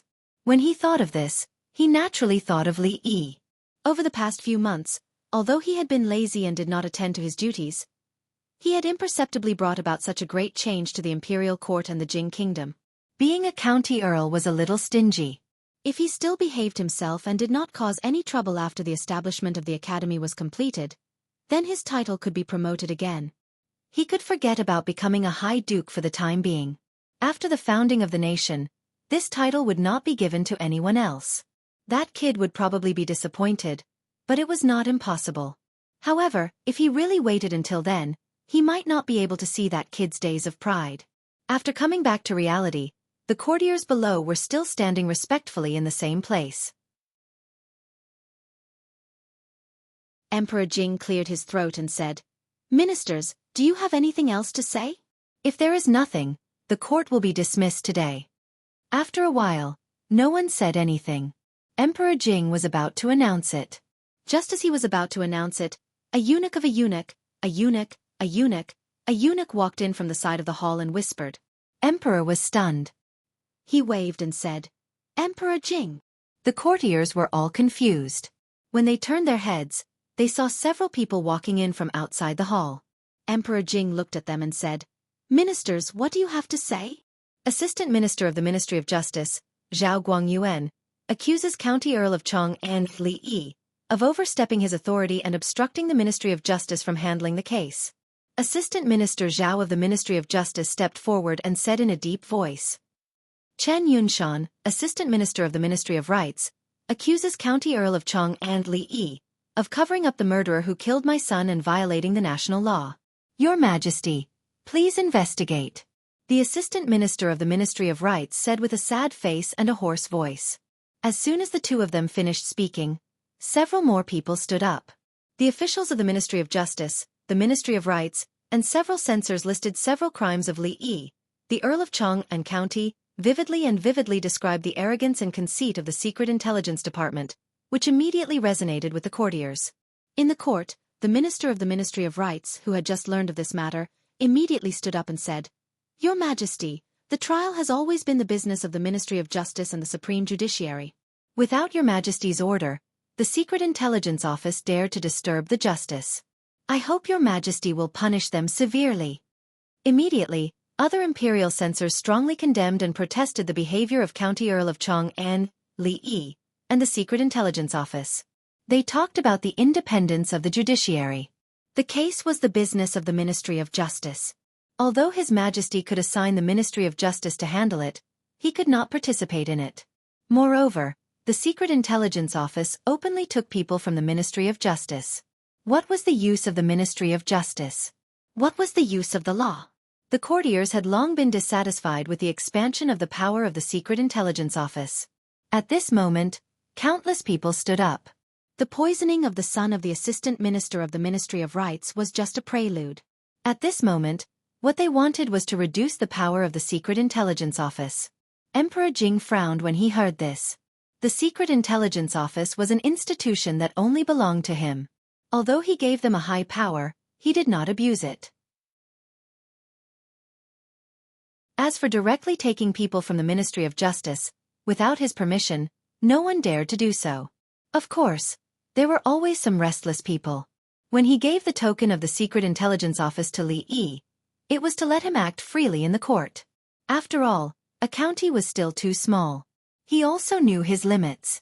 He did not really use this identity to make trouble in the capital, as he said. He did not care why Li Yi directly took people from the Ministry of Justice. It would be abnormal if he did not make trouble one day. What he cared about at this moment was the case. The capital was under the feet of the emperor. In the whole Jing kingdom, there was no place more stable than here. In the past, there were very few murders. The son of an official of the court was poisoned to death. The impact was too bad. Where is Li Yi? Summon him to the palace. Emperor Jing said in a deep voice. I am here. As soon as he finished speaking, a figure appeared outside the hall. The courtiers, including Emperor Jing, did not expect that he was listening outside the hall when everyone was impeaching him. At this moment, the atmosphere in the hall could not help but be a little awkward. Li Yi, Li Xian, and Emingzu entered the hall together. The officials all had different expressions. Just now, everyone naturally mentioned the eldest princess and crown prince Li Xian, but they all unanimously pointed the spear at the county magistrate of Cheng and Li Yi. No one would be stupid enough to offend the other two. After all, among the three heroes in the capital, County Magistrate Li was the easiest to bully. Did you hear what they said just now? Emperor Jing looked at him and asked. Li Yi nodded and said, I heard everything. Emperor Jing asked again, Then do you have anything to say? When the courtiers heard this, their first reaction was actually worry. They were worried that he would say, I am guilty, I know I am wrong again. Then he would be too ashamed to see His Majesty and resign in advance, leaving the arithmetic school in a mess. After all, it was not the first time he had done this kind of thing. I have something to say. Li Yi cleared his throat and said, In Jingdo, to murder a relative of a court official is a vile act. If the murderer is not caught, where is the dignity of the court? Where is the emperor's dignity? How can we give an explanation to the people of the capital? The Secret Intelligence Bureau receives the Emperor's salary and shares the Emperor's worries. In order not to delay the best time to solve the case, the Secret Intelligence Bureau sent someone to the palace to report to His Majesty and immediately went to investigate. Report to His Majesty? The Assistant Minister of the Ministry of Justice stood up and immediately said, "This is clearly sophistry. If it has been reported to His Majesty, why does His Majesty not know about it until now?" Emperor Jing looked at Li Yi and thought for a moment. He looked back at Changda and asked, "Just now, you said that the Secret Intelligence Bureau had an urgent report. Because I was discussing the war with the officials, it was delayed. What is it?" Li Yi was still thinking about what reason he should use to explain this matter, and was slightly startled when he heard this. A trace of doubt appeared on Changda's face. However, after all, he had followed His Majesty for decades. The next moment, he stepped forward and said, "Your Majesty, the Secret Intelligence Bureau said that there was a major murder case in the capital and reported to His Majesty for investigation. Since that is the case, it is not overstepping," Emperor Jing said. His voice suddenly turned gloomy. "Such a serious case, I will definitely investigate it strictly." He did not expect this kind of operation. Li Yi raised his head and glanced at the old emperor. He suddenly felt that his worldview had been refreshed. He originally wanted Her Highness to give a false testimony, but now even this step was saved. Assistant Minister Zhao of the Ministry of Justice was also startled, but he did not suspect that His Majesty would lie. It seemed that impeaching the other party was somewhat impossible. He gritted his teeth and said, "Your Majesty, investigating cases has always been the job of the Ministry of Justice. The Secret Intelligence Bureau is not legitimate. Your Majesty should respect the system and the ancestors. The justice cannot be messed up." Ministry of Justice? Li Yi shook his head and forced a smile at the corner of his mouth. Hee hee. Hee hee. This was originally a laugh. However, from County Uncle Li's hee hee, the courtiers actually heard ridicule, disdain, helplessness, sympathy, and even, "Go to hell." Of course, they could also understand these feelings. This was because the rate of solving cases in the Ministry of Justice was really pitifully low. Some time ago, His Majesty sent people from the Secret Intelligence Bureau to the Ministry of Justice to review the files. Who knew how many old, false and erroneous cases had been dug out, which really made the Ministry of Justice gain a lot of face among the 6 ministries. The reason why the Minister of Justice had recently resigned due to illness was probably partly because of shame. On the other hand, the Secret Intelligence Bureau's King of Hell Lu was famous. He had repeatedly solved strange cases. Even the big shots in the court had heard of his name. Not only that, the resources controlled by the Secret Intelligence Bureau were far from what the Ministry of Justice could compare with. Things like solving a case were also a piece of cake. If His Majesty was serious, he could even investigate how many times the Assistant Minister of the Ministry of Justice had slept with his concubine at night. From the point of view of the Secret Intelligence Bureau, County Uncle Li's hee hee was not wrong. Assistant Minister Zhao of the Ministry of Justice, who understood the meaning behind this hee hee, quickly blushed. If this wasn't the imperial court, he would definitely fight with this arrogant County Uncle Li for 300 rounds. You're tuning in to the Xiaofan's Wuxia Tales YouTube channel. Don't forget to subscribe and join us on this journey to catch the most captivating stories.